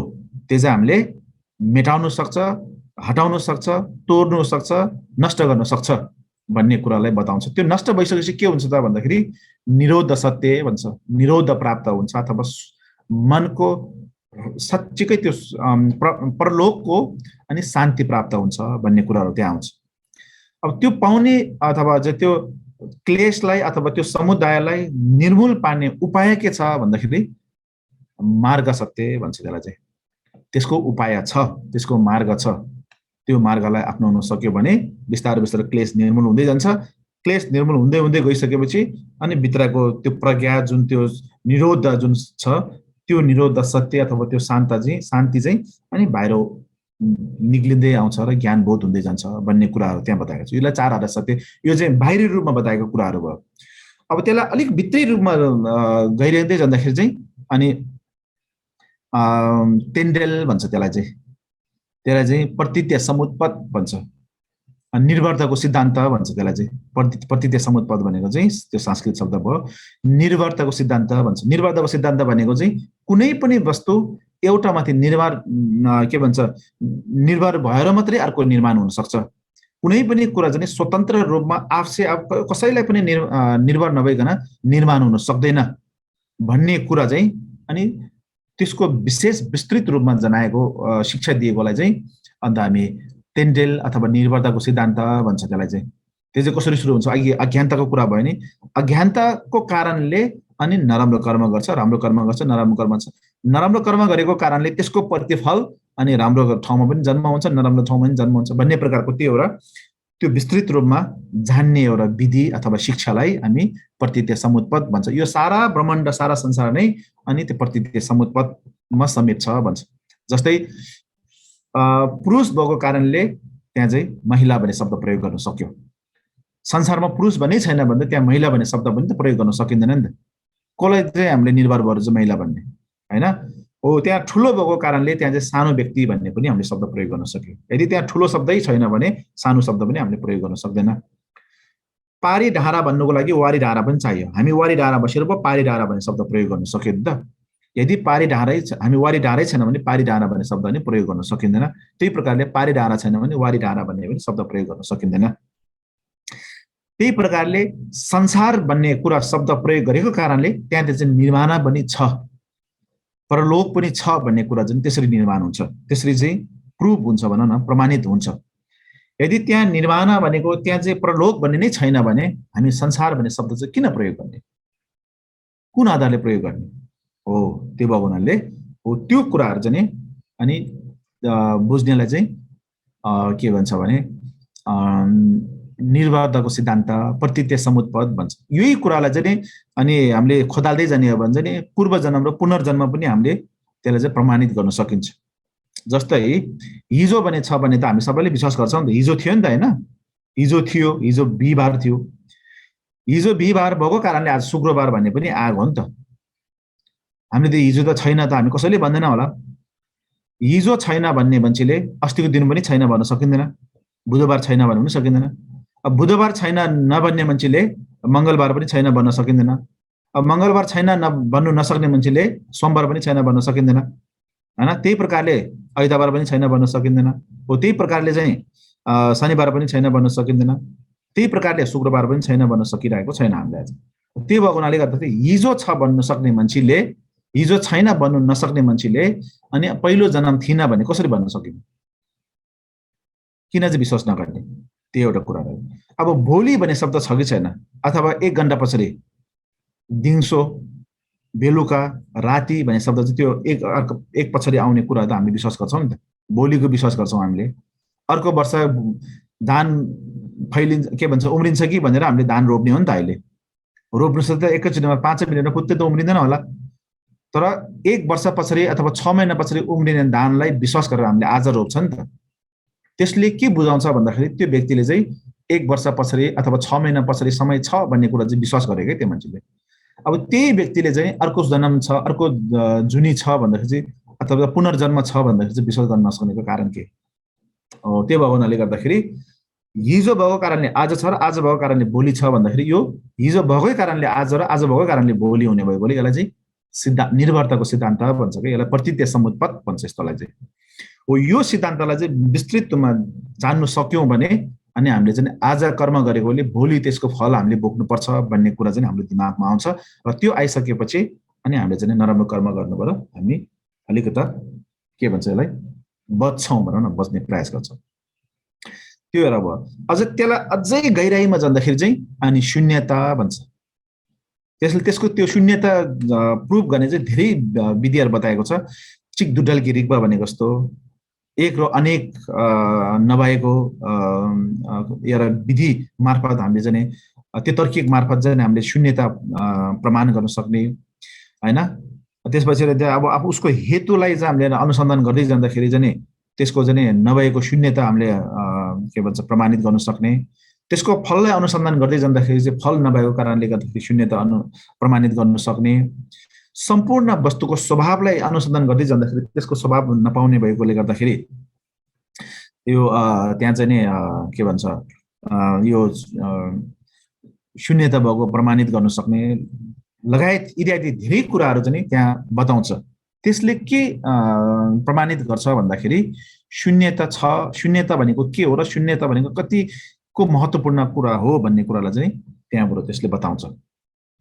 अब शून्यताको कुरा गर्दै जाँदाखेरि चाहिँ अब हुन त हामीसँग धेरै समय छैन, त्यही भए पनि एउटा छोटकरी भन्दा शून्यताको कुरा चाहिँ नि एकदम महत्त्वपूर्ण कुरा छ। यहाँ चाहिँ प्रज्ञापारमिता भन्छ। अहिले शाक्यमुनि बुद्धले धेरै यस्तो शिक्षा चाहिँ नि सूत्रभित्रमा बताएको सम्पूर्ण शिक्षा चाहिँ शून्यतासँग सम्बन्धित छ। जस्तै अहिले युम भन्छ, बुम भन्छ, त्यो सबै शून्यताको बारेमा बताएको कुरा हो। काङ्जुर भन्छ, काङ्जुरभित्रमा प्रायः जस्तो यो सबै विषयहरू जोडिएको छ। तर त्यसमध्येमा पनि धेरै जस्तो ठेली चाहिँ अनि धेरै जस्तो ग्रन्थ चाहिँ शून्यताको बारेमा बताएको छ। किन शून्यताको बारेमा बताउनु आवश्यकता छ भन्दाखेरि अघि अविद्या अज्ञानता जुन कुराहरू हामीले गऱ्यौँ त्यो सबै कुराहरू चाहिँ हामीले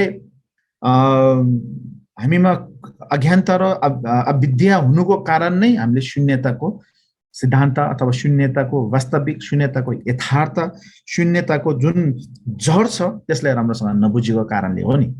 त्यो भएको हुनाले गर्दाखेरि त्यो कुराहरू चाहिँ बताएको छ शून्यताको बारेमा हैन। शून्यताको बारेमै राम्रोसँग बुझ्यो भने चाहिँ अनि हामीले हरेक कुरा चाहिँ सजिलो ढङ्गले बुझ्न सकिन्छ भन्ने त्यो कुराहरू चाहिँ बताएको छ। अब त्यही प्रकारले शून्यता हामीले कसरी बुझ्ने र यो चाहिँ के हो शाक्यमुनि बुद्धको एकदम विशेषता हो त भन्दा हुनु त शाक्यमुनि बुद्धले यो विशेषता देखाउनु भएको हो। तर यही शिक्षाहरू चाहिँ अहिले अनि आधुनिक शिक्षामा पनि अहिले जुन वैज्ञानिक भन्छ, जुन साइन्टिस्ट भन्छ, उहाँहरूले पनि यो शिक्षालाई चाहिँ धेरै गहिराई रूपमा बुझ्नु भएको छ।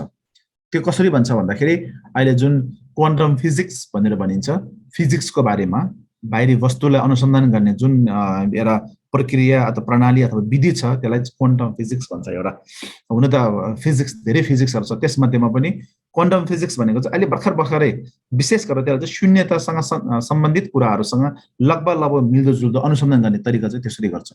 त्यो सिद्धान्तले पनि यो सिद्धान्त यो शून्यताको सिद्धान्तले चाहिँ एकदमै प्रशंसा गरिएको छ। जस्तै क्वान्टम फिजिक्सले प्रयोग गर्ने विधि के हो भन्दाखेरि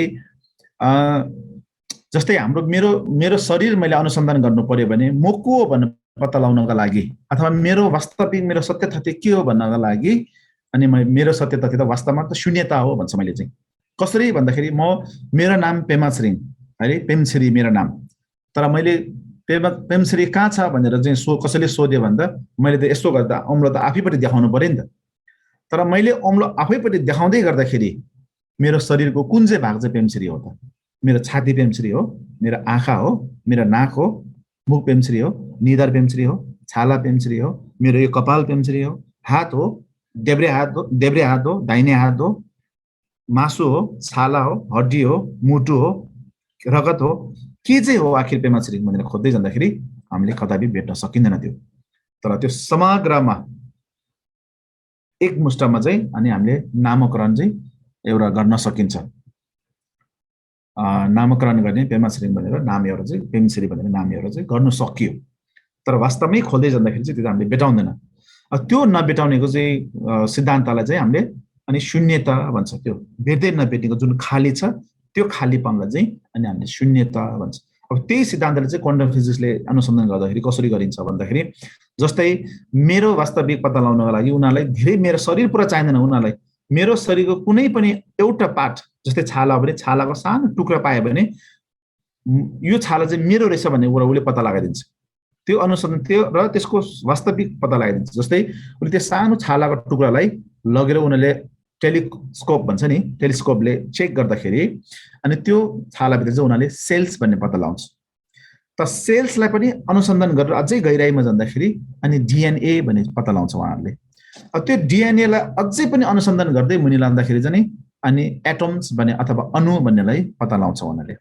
अब त्यो अणुलाई पनि अझै अनुसन्धान गर्दै जाँदाखेरि चाहिँ अनि न्युट्रन, प्रोटोन अनि त्यो चाहिँ इलेक्ट्रोन भन्ने कुराहरू चाहिँ जुन पार्टहरू छुट्छ त्यसमा पुग्छ र इलेक्ट्रोन चाहिँ त्यसको अन्तिम क्षणमा पुग्छ। इलेक्ट्रोनलाई पनि अझै पनि अनुसन्धान गर्दै जाँदाखेरि चाहिँ अनि त्यहाँ चाहिँ एनर्जी वेव्स भन्नेहरू तरङ्ग त्यसको चाहिँ जुन प्रभाव छ हो त्यो प्रभावलाई चाहिँ उनीहरूले चाहिँ अन्तिम क्षण चाहिँ यिनीहरू यो एनर्जीबाट चाहिँ सबै कुरा निर्माण भएको रहेछ भनेर हो तिनीहरूले शून्यता त्यसरी प्रमाणित गरिरहेको छ अहिले क्वान्टम फिजिक्सले। तर बुद्ध धर्ममा त अझै त्यो एनर्जी त्यो जुन वेव्स जुन छ त्यो पनि अझै त्यसलाई पनि अझै गहिराइमा खोज्दै जाँदाखेरि चाहिँ अनि के भन्छ निलो आकाश चाहिँ केही पनि लक्षण केही पनि त्यसमा चाहिँ देखा नपर्ने एउटा त्यो एनर्जी त्यो प्रभाव एउटा तरङ्ग पनि देखा नपर्ने शून्यता भनेर त्यस्तो ठाउँमा पुग्छ भनिन्छ। अब त्यो पुग्ने ठाउँ अथवा त्यो पुग्ने देख्ने के हो भन्दाखेरि अनि त्यो देख्ने चाहिँ चित्त हो, मन हो। मनले त्यो निर्धारित गर्छ अथवा मनले त्यो पत्ता लगाउँछ। त्यो भएको हुनाले गर्दाखेरि त्यो प्रकारको शून्यताको शिक्षा पनि अनि यहाँनिर चाहिँ शाक्यमुनि बुद्धको शिक्षामा देखाएको छ। अब त्यही शिक्षालाई अझै गहिराइमा झुन्दै जाँदाखेरि चाहिँ अनि लास्टमा चाहिँ अनि वेसल भन्छ त्यसलाई चाहिँ प्रवेशवर भन्छ।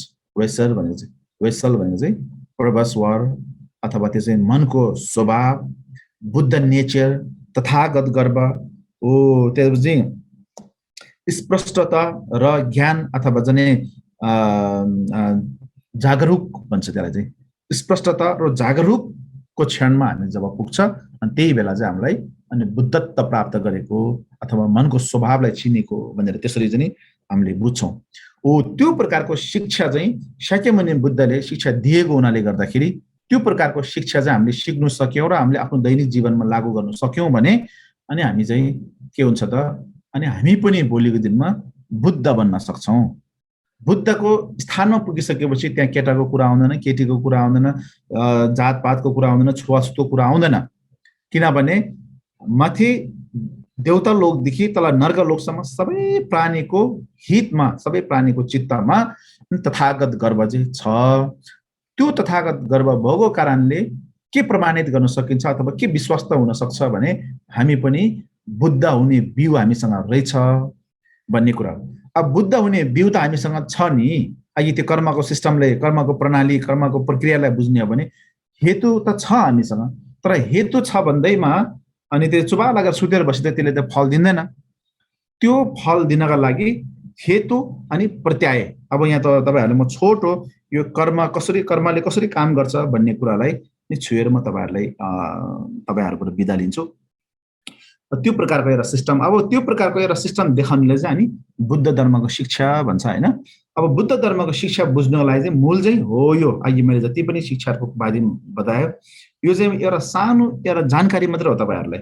सामान्य परिचय बनेको हुनाले गर्दाखेरि छोटो मैले जानकारी मात्र यहाँ लिएर आएको हो।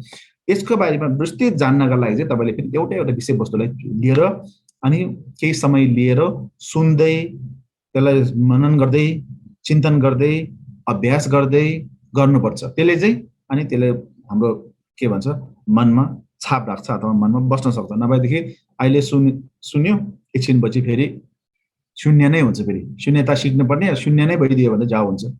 तर शून्यलाई चाहिँ बुझेर अभ्यास गरेर ध्यान सिक्नु पर्यो। त्यो सुन्नु साथै शून्य भयो भने त्यसलाई काम लागेन। त्यो हुन्छ। अब बुद्ध धर्मको त्यो प्रकारको सिद्धान्त अथवा त्यो प्रकारको दृष्टि एउटा हुन्छ। अब बुद्ध धर्मको चाहिँ चारवटा कुरा चाहिँ हामीले बुझ्नुपर्छ है। तावा, गुम्बा, चोबा, ढेबो भन्छ बुद्ध धर्म। हामीले बुद्ध धर्ममा साँच्चीकै अभ्यास गर्ने हो भने चाहिँ पहिला तावा अथवा दृष्टि अथवा सिद्धान्त चाहिँ अहिले मैले जुन चार के भन्छ कर्म हेतु फलको बारेमा, प्रतिदेय समुत्पद अथवा निर्भरताको सिद्धान्तमा, शून्यताको सिद्धान्त, अनि त्यसपछि जुन प्रवास वर अथवा जुन मनको स्वभावको बारेमा ध्यान लिने कुराहरू गऱ्यौँ हो। यो कुराहरू सिक्नेलाई चाहिँ हामी बुद्धको सिद्धान्त अथवा दृष्टि भन्छ। तपाईको मनमाथि निर्भर हुन्छ के तपाईको दिन सुखमय शान्तिमय हुन्छ कि दुःखमय पीडामय हुन्छ भन्ने कुरा चाहिँ। जस्तै बिहानै उठेर तपाईको मन चाहिँ एकदम शान्ति छ, तपाईँ सन्तुष्टि छ भने तपाईलाई मन नपर्ने मान्छे व्यक्ति भेट्यो भने तपाईलाई त्यसले केही असर पार्दैन, प्रभाव पार्दैन। तपाईले ए विचार उदा म त मनै पर्दैन, त्यही पनि यहाँ आएर बसेको रहेछ भन्ने खालको यार मनमा आएर त्यसलाई चाहिँ खेलाजी गरिदिन्छ भनौँ न, त्यसलाई चाहिँ इग्नोर गरिदिन्छ। अब तपाईको मन बिहानदेखि नै एकदमै डिस्टर्ब छ, समस्या छ भनेदेखि तपाईँ घरबाट बाहिर निक्लिन्छ तपाईले एकदमै मनपर्ने व्यक्ति, तपाईको प्रेमिका होस् या तपाईको बुबा होस् या तपाईको आमा होस् या तपाईको श्रीमती होस् या कोही पनि तपाईको मित्र जो कोही पनि एकदमै मनपर्ने व्यक्तिले तपाईलाई आएर विभिन्न प्रकारको कुराहरू गरे पनि, राम्रो कुराहरू गरे तापनि अनि एकदमै तपाईलाई चाहिँ इरिटेट लागेर आउने खालको कुराहरू हुन्छ। अब त्यो त वास्तवमा त तपाईले मन परेको मान्छे आएर कुरा गरिरहेको छ, त्यो त तपाईँ खुसी हुनुपर्ने हो। तर किन खुसी हुन सकेन भन्दाखेरि त्यो उक्त बल्लो व्यक्तिसँग त केही कुरा भएन, तपाईको सोच तपाईको विचारमा अनि मन डिस्टर्ब भएको कारणले तपाईले मन परेको मान्छेले केही भन्दा पनि तपाईलाई अप्ठ्यारो अथवा इरिटेट लाग्ने। तपाईको मन शान्त भएको कारणले तपाईले मन नपर्ने मान्छे देख्यो अथवा उसले के भनिहाले तापनि अब छोड्दै विचार केही हुँदैन भन्ने खालको विचार आउनु चाहिँ अनि तपाईको मन शान्त भएको कारणले र मन सफा भएको कारणले, मन खुसी भएको कारणले भइसकेपछि यसले के बताउँछ भन्दाखेरि बाहिर रूपमा जे जस्तो भयो नि त्यसलाई खासै फरक पर्दैन। तपाईको दृष्टि राम्रो हुनुपर्छ, तपाईको विचार आउनुपर्छ, मन शुद्ध हुनुपर्छ र मन सफा हुनुपर्छ, मन शान्त हुनुपर्छ भन्ने कुरालाई प्रुभ गर्छ नि।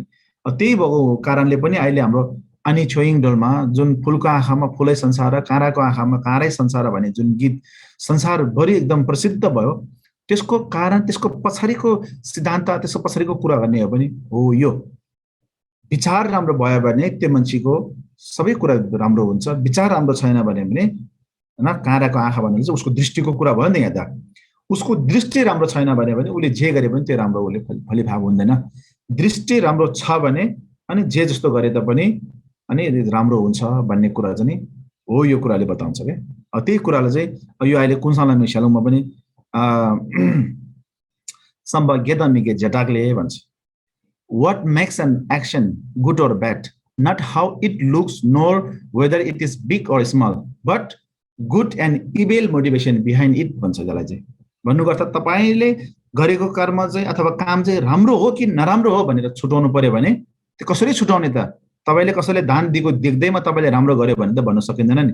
तपाईको मनमा चाहिँ लोभ ओहो मैले फल्नालाई देखाउनु पर्छ है, फल्ना आउँदैछ ल दिगो जस्तो गर्नुपर्छ भनेको पनि हुन सक्छ नि त।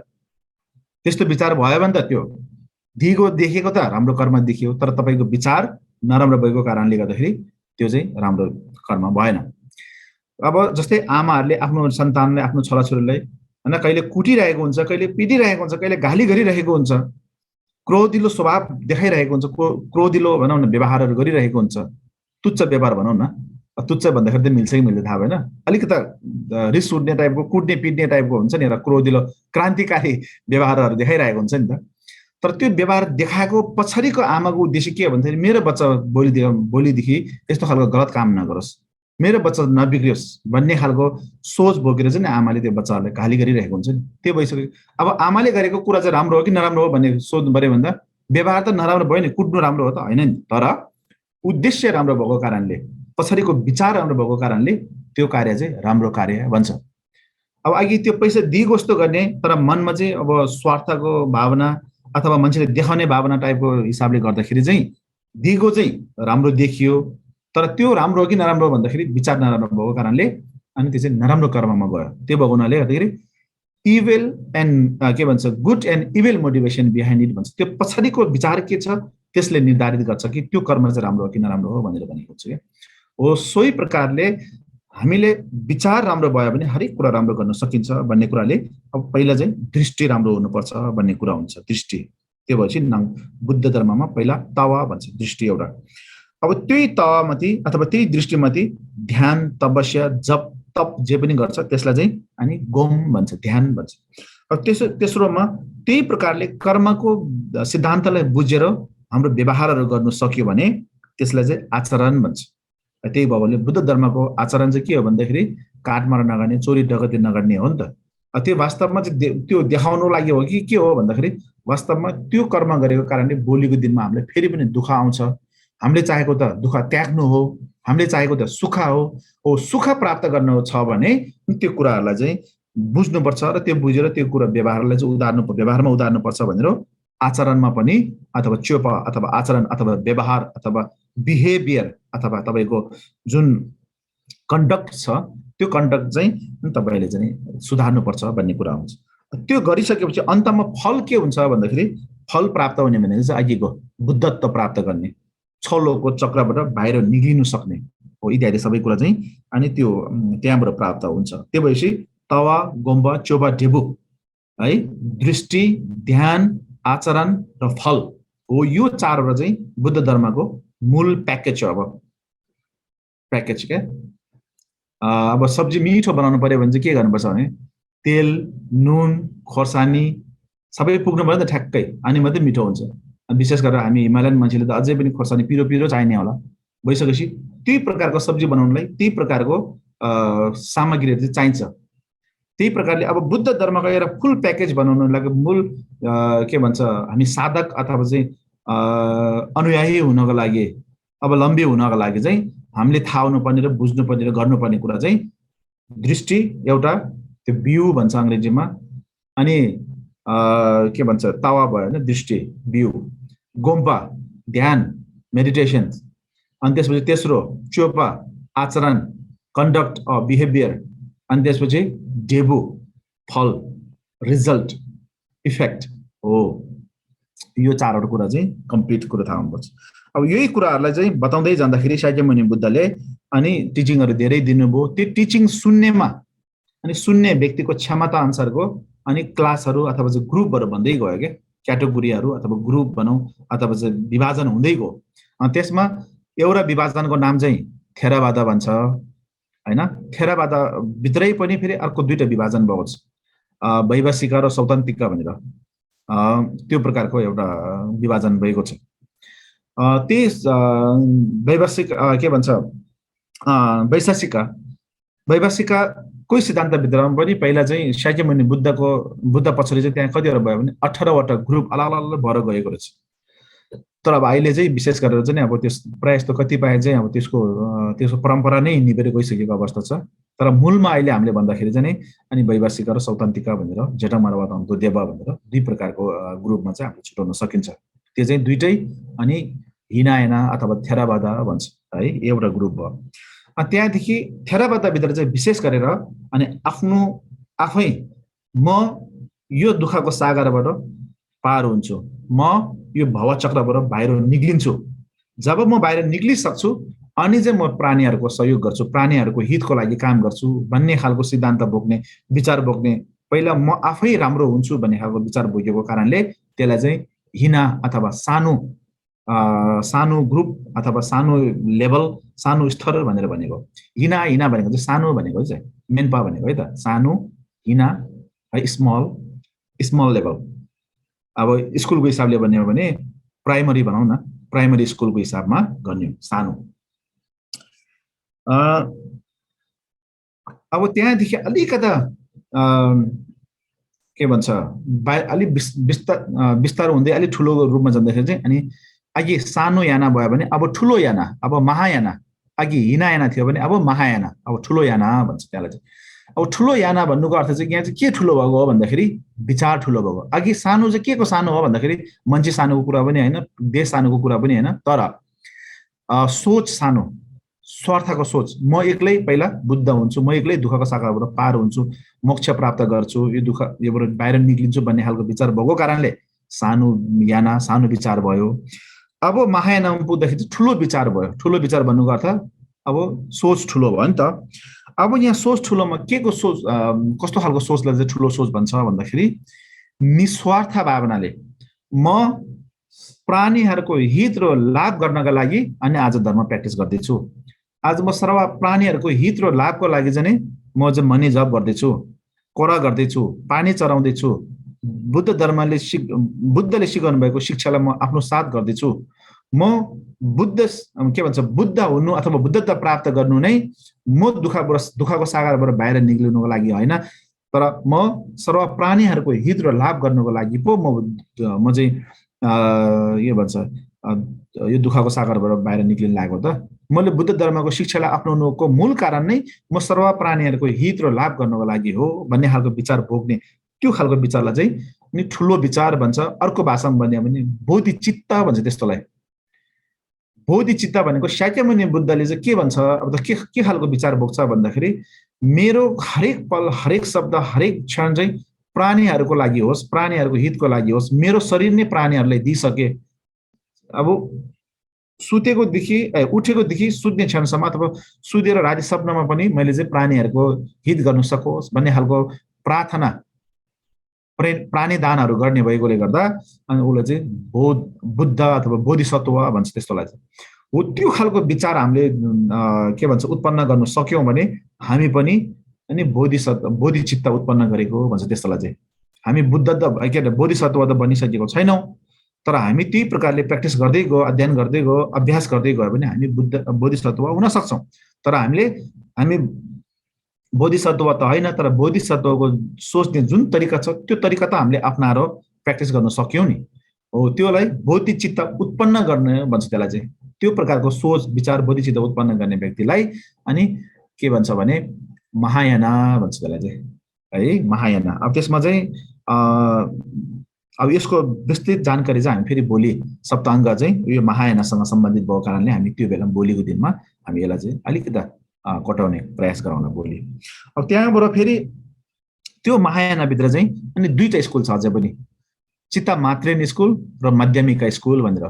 चित्ता मात्रेन भनेको चाहिँ मनै सर्वश्रेष्ठ हो, मन मात्रै छ संसारमा, अरू केही पनि छैन भन्ने एउटा विचार राख्ने महायाना एउटा छ। एउटा चाहिँ होइन, मन मात्रै त होइन, मनको साथसाथमा वस्तुलाई पनि हामीले प्राथमिकता दिनुपर्छ, किनभने त्यहाँ इन्टरडिपेन्डेन्ट ओरिजिनेसनको कुरा भयो नि त कि के भन्छ प्रतीत्य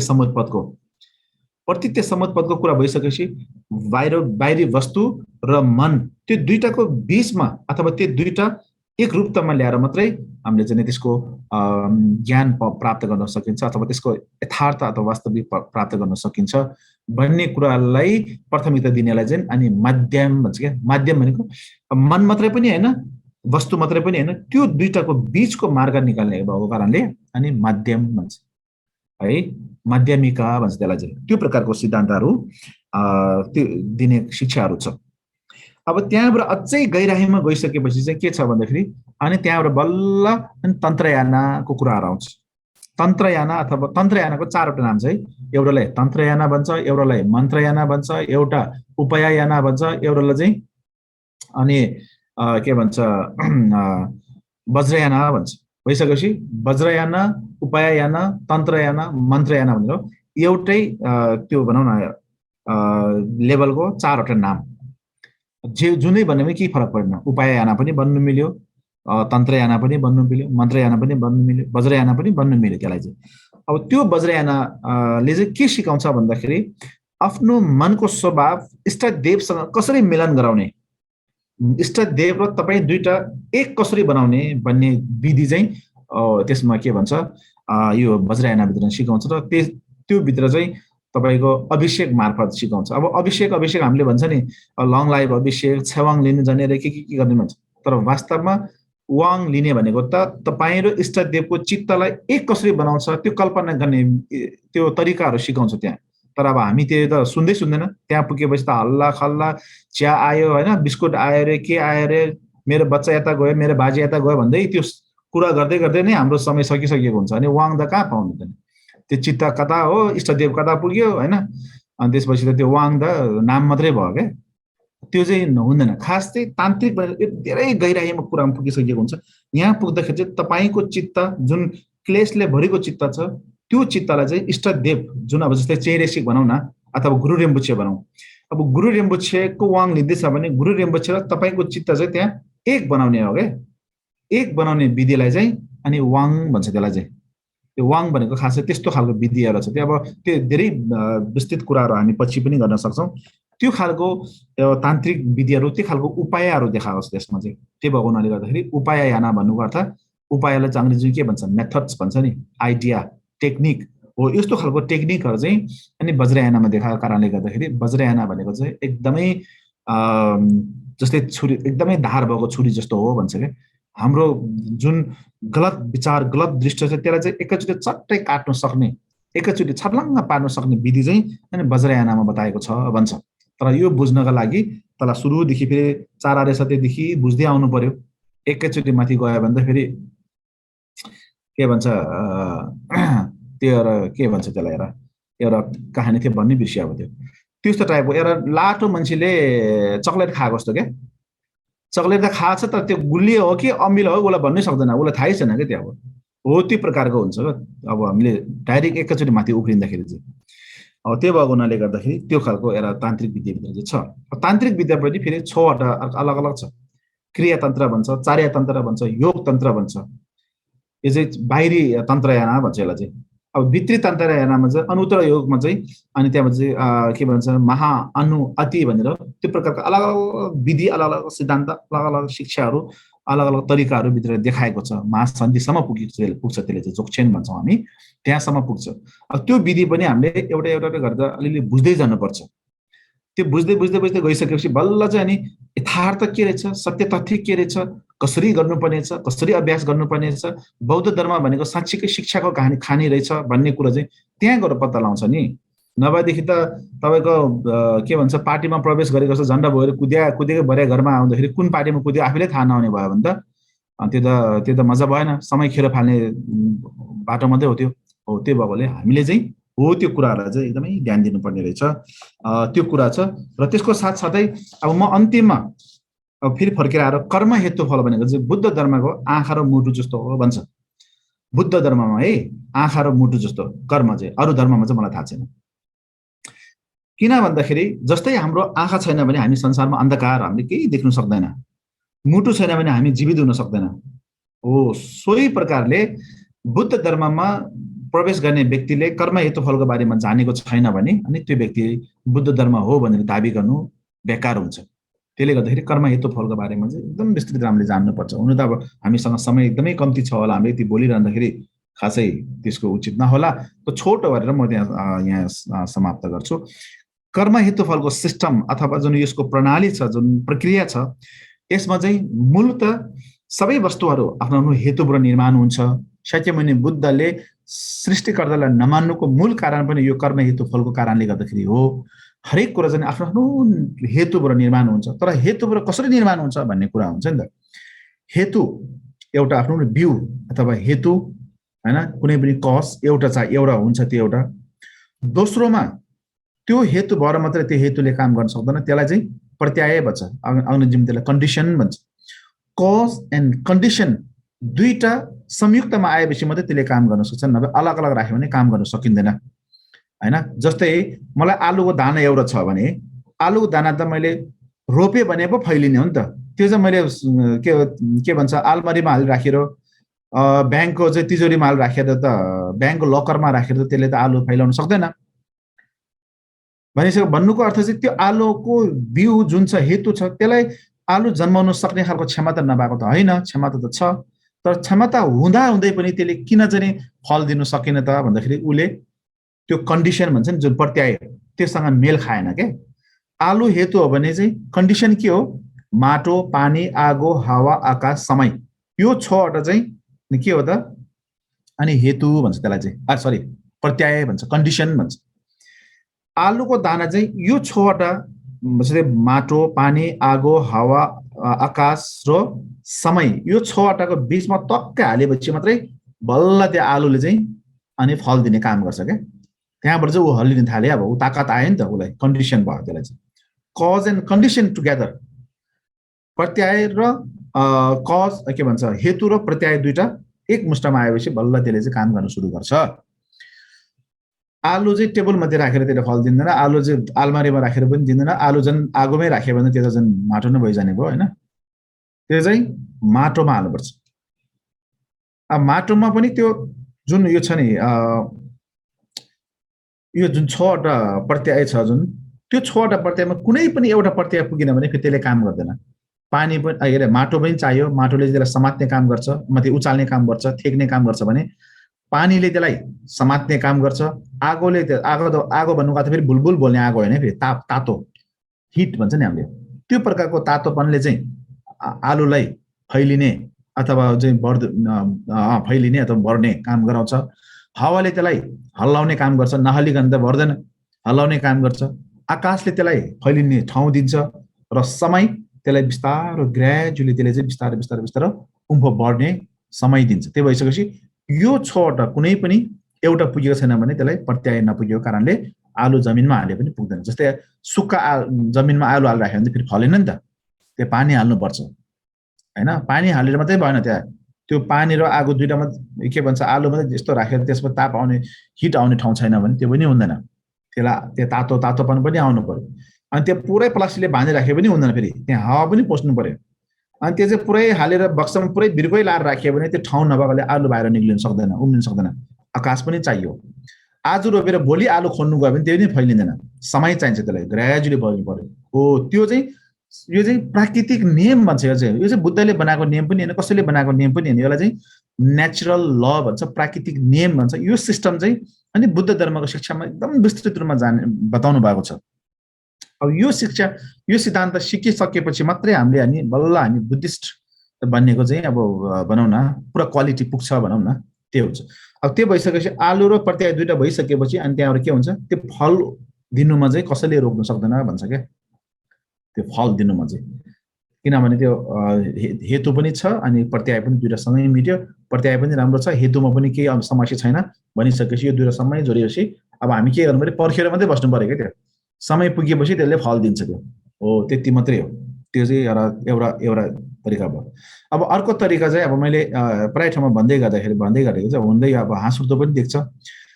कुनै पनि केटा मान्छे विवाह नगरिकन बुबा बन्न सक्दैन भन्नुको अर्थ त्यो केटासँग समस्या भएको कुरा त होइन नि, तर त्यो पुरुषसँग बाउ बन्न सक्ने क्षमता आफ्नो ब्रियामा त्यो शक्ति क्षमता राख्दछ। तर शक्ति छ भन्दैमा झन् के भन्छ कोठाभित्र एक्लै ढोका थुनेर बसेर त ऊ त बाउ बन्न सकिँदैन। उसलाई बाउ बन्नको लागि फेरि त्यहाँनिर चाहिँ माताको कनेक्सन पनि चाहियो नि। बाउको सेतो ब्रिया र माताको रातो रगत दुईटा आमाको गर्भमा त्यो जब मिलन हुन्छ, त्यो मिलन हुने क्षममा त्यहाँबाट त्यसमा चाहिँ अनि चित्त पनि प्रवेश हुन्छ क्या। हुँदै यो बारेमा हामी यो के अरे वर्दोको त्यो समयमा पनि हामी छोटो त्यसको चर्चा गर्ने नै छौँ। त्यो चित्त भइसकेपछि बुवाको सेतो ब्रिया, आमाको रातो रगत र चित्त तिनवटा एक मिलनमा आइसकेपछि अनि त्यसले चाहिँ के गर्नु काम गर्छ, के भन्छ भने अनि काम गर्नु सुरु गर्छ त्यहाँबाट।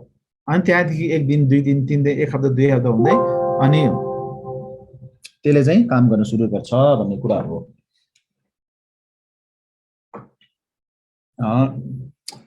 त्यो भएको हुनाले गर्दाखेरि अब त्यो प्रकारको के भन्छ सिस्टम सिद्धान्त जुन छ त्यो चाहिँ हामीले राम्रोसँग बुझ्न सक्यौँ भने अनि त्यसले चाहिँ हामीलाई चाहिँ अलिकति केही कुरामा बुझ्नलाई हामीलाई सहयोग पुर्याउँछ भन्ने कुरा हो। अब त्यो सिस्टम भइसकेपछि त्यो सिस्टम राम्रोसँग बुझ्यो भने त्यहाँदेखि के थाहा हुन्छ भन्दाखेरि हामीले भगवानलाई प्रार्थना गरेर मात्रै केही पनि नहुने रहेछ, हेतु र प्रत्यय त हामीमै चाहिने रहेछ, हामीले नै निर्माण गर्नुपर्ने रहेछ भन्ने कुरा चाहिँ तपाईँले त्यहाँबाट स्पष्ट हुन्छ। जब तपाईँले त्यो प्रकारको कुरा स्पष्ट हुन्छ अनि त्यस पछाडि मैले नराम्रो कर्म गर्नु नहुने रहेछ है, नराम्रो कर्म गरेपछि त्यो जुन दिन त्यो कन्डिसनसँग कनेक्ट हुन्छ त्यसले चाहिँ हामीलाई चाहिँ के भन्छ फल दिने रहेछ, हामी समस्यामा पार्ने रहेछ, त्यो चाहिँ हामीले भोग्नै पर्ने रहेछ, त्यो चाहिँ कसैले पनि मेटाउन नसक्ने रहेछ, मिटेर आफै हारारो नजाने रहेछ भन्ने कुरा चाहिँ त्यहाँबाट पत्ता लाग्छ। हो त्यो भएको हुनाले गर्दा त्यो प्रकारको सिद्धान्त, त्यो प्रकारको एउटा शिक्षा, त्यो प्रकारको प्रणाली प्रक्रियालाई चाहिँ हामीले राम्रोसँग बुझ्न सक्यौँ भने अनि हामी चाहिँ अलिकता बुद्ध धर्म हो भन्नुलाई पनि हामी अलिक गौरव महसुस गर्न सकिन्छ। यदि त्यस्तो खालको भएन भने चाहिँ हामी के हुन्छ भने बौद्ध धर्म मार्गी त बन्यो, सम्बोध लिपि पनि फरर पर्यो, अनि त्यहाँबाट सोध्दै गयो भने अनि कर्म के हो, के भन्छ तामाङ भाषामा आर्य के भन्छ नि आर्य भन्न थाल्यो भने त भयो गाह्रो हुन्छ नि त्यो पनि थाहा छैन त्यो पनि थाहा छैन यो पनि बुझ्दैन त्यो पनि बुझ्दैन भन्न थाल्यो भने चाहिँ अनि हामीलाई गाह्रो हुन्छ त्यो भएको हुनाले गर्दाखेरि सबभन्दा अगाडि चाहिँ हामी चाहे त्यो लामा होस् या चाहे त्यो गृहस्थी होस् चाहे त्यो शिक्षित व्यक्ति होस् या चाहे त्यो अब भनौँ न अब आधुनिक शिक्षाको ब्याकग्राउन्ड अथवा त्यो पृष्ठभूमि नभएको होस् जो कोहीले पनि हामी बौद्ध धर्म मार्गी हो भनिसकेपछि सर्वप्रथम चाहिँ हामीले कर्म हेतु फल कसरी के कर्म हेतु फल भनेको के हो त्यो कसरी काम गर्छ त्यसलाई हामी किन विश्वास गर्ने कर्म हेतु फल अब भनौँ न काटमार किन नगर्ने भन्ने यति कुराहरू सबै चाहिँ यो कर्म हेतु फलसँग सम्बन्धित कुराहरू हो नि हैन त्यसले गर्दाखेरि त्यो कुराहरू चाहिँ हामी अलिकति विस्तृत रूपमा जान्न सक्यौँ भने अनि हामी बौद्ध धर्म मार्गी हो भन्नुमा पनि अलिकता आफैले छाती खोलेर भन्न सकिन्छ अहिले विश्वभरि विशेष गरेर चाहिँ अहिले यो वेस्टर्न कन्ट्रीमा भनौँ न अहिले जुन यो क्यानाडा अस्ट्रेलिया अमेरिका युरोपतिर चाहिँ यो बौद्ध धर्मको बारेमा धेरै चर्चाहरू हुन्छ त्यो चर्चा हुनुको मूल कारण के हो भन्दाखेरि हो यो सिद्धान्त है त एउटा कर्म हेतु फलको बारेमा यो सिद्धान्त जुन बताएको छ त्यो कुनै पनि धर्मले बताएको छैन र यो सिद्धान्त चाहिँ कसैले पनि अहिलेसम्म विरोध गर्न सकिरहेको छैन गुरुङबाट तामाङ के भन्छ गुरुङबाट तामाङ किन जन्मिन भन्ने कुरा त त्यो विरोध गरेर हुने कुरा हैन नि त त्यो त त्यसो त गुरुङको बिउबाट गुरुङ नै जन्मिने हो नि त आलुको बिउबाट आलु के भन्छ उम्रेको जस्तै गरेर गुरुङको बिउबाट चाहिँ गुरुङ जन्मिने हो त्यो प्राकृतिक नेचुरल सिस्टम हो त्यसलाई चाहिँ कसैले बनाएर कसैले विरोध गरेर हुने हैन अब शाक्यमुनि बुद्धले त्यही सिस्टम त सिकाएको छ एटलिस्ट त्यो कुरा चाहिँ बुझ न भन्नु खोजेछ के उहाँ शाक्यमुनि बुद्धले चाहिँ चार आर्य सत्यको बारेमा बुझ्नुहोस् धर्म कर्मको बारेमा बुझ्नुहोस् भनेर त बारम्बार भनिरहेको छ तर हामीले त्यो कुरालाई चाहिँ मौखिक मात्रै सीमित राख्यो त्यसलाई चाहिँ बुझ्ने प्रयास नै गरिनौँ हैन हामीले त्यो कुरा चाहिँ बुझ्नुपर्छ एउटा अब त्यो कुरालाई चाहिँ अब अहिलेको यहाँको वेस्टर्नरहरूले चाहिँ विदेशीहरूले चाहिँ एकदमै चासो गरेर चाहिँ उहाँहरू चाहिँ धर्ममै प्रवेश त गरेको हो कि हैन त्यो त भन्न सकिँदैन हामीले धर्ममै प्रवेश गर्नेहरू पनि छ एकदमै धेरै छ हैन अब धेरै ठुल्ठुलो विद्वानहरू चाहिँ धर्ममा प्रवेश गरेको पनि छ अब त्यो धर्ममा प्रवेश गर्नु नगर्नु व्यक्तिगत कुरा भयो स्वतन्त्र कुरा भयो तर बौद्ध धर्ममा चासो गर्नु त्यही ठुलो कुरा भयो चासो किन गर्यो भनेर भन्दाखेरि यो जुन कर्म हेतु फलको बारेमा बताएको छ शाक्यमुनि बुद्धले एकदम सरल तरिकाले यो चाहिँ अहिलेसम्म कुनै पनि तर्किक दिने व्यक्तिले त्यसलाई चाहिँ तर्क दिएर यो गलत छ शाक्यमुनि बुद्धले सिकाएको कर्म हेतु फलको बारेमा गलत छ भन्ने कुरा अहिले व्यक्ति 2600 वर्ष ज्यादा भइसक्यो अहिलेसम्म कोही पनि निलेको छैन त्यही हो सिद्धान्त अब दोस्रोमा त्यो जुन प्रतीत्य समुत्पत्ति भन्यो अघि इन्टरडिपेन्डेन्ट ओरिजिनेसन भन्छ अंग्रेजीमा त्यो निर्भरताको सिद्धान्त जुन छ त्यो सिद्धान्त पनि एकदमै बुद्ध धर्मको युनिक हो चाहिँ त्यो सिद्धान्त पनि अरूमा छैन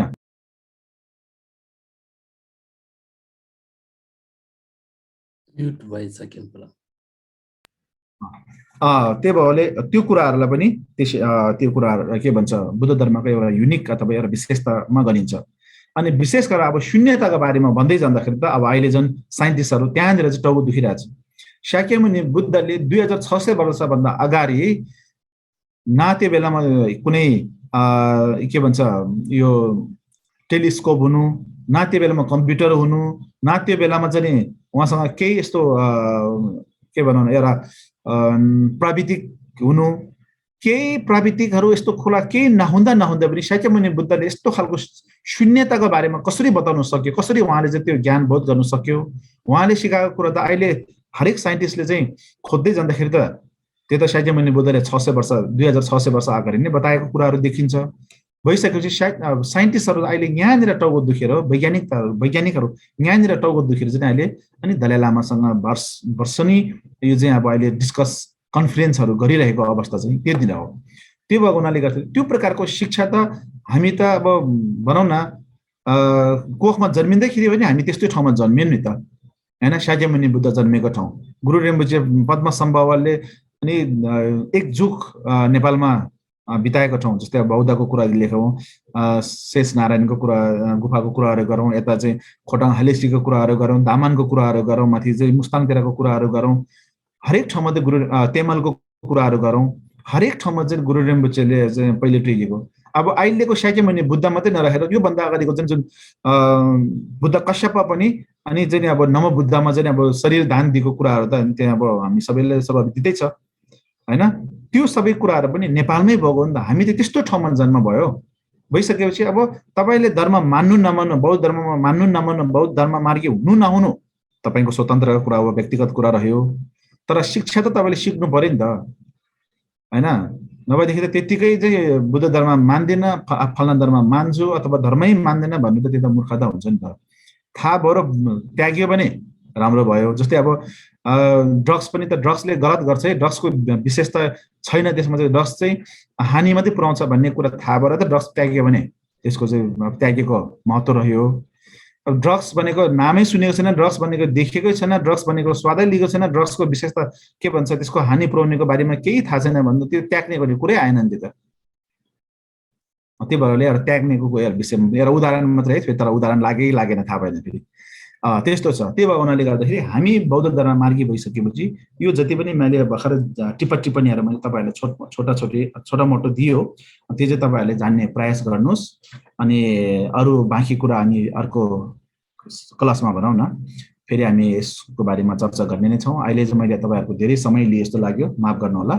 र साथै मलाई जुन यो अवसर जुटाइदिनु भयो त्यसको लागि हाम्रो कोशिश लोभसङ वाइबा सरलाई धेरै धेरै धन्यवाद। हाम्रो धर्मगुरु हाम्रो अध्यक्षज्यू लगायत यहाँ जतिले पनि जोइन भएर मलाई सुनिदिनु भयो, साथ दिनुभयो सुनेर, त्यसको लागि सम्पूर्णलाई अनि मुरी धन्यवाद दिँदै हामी भोलि फेरि भेट्ने बाचाका साथमा म तपाईँहरूको बिदा लिन्छु। नमस्ते।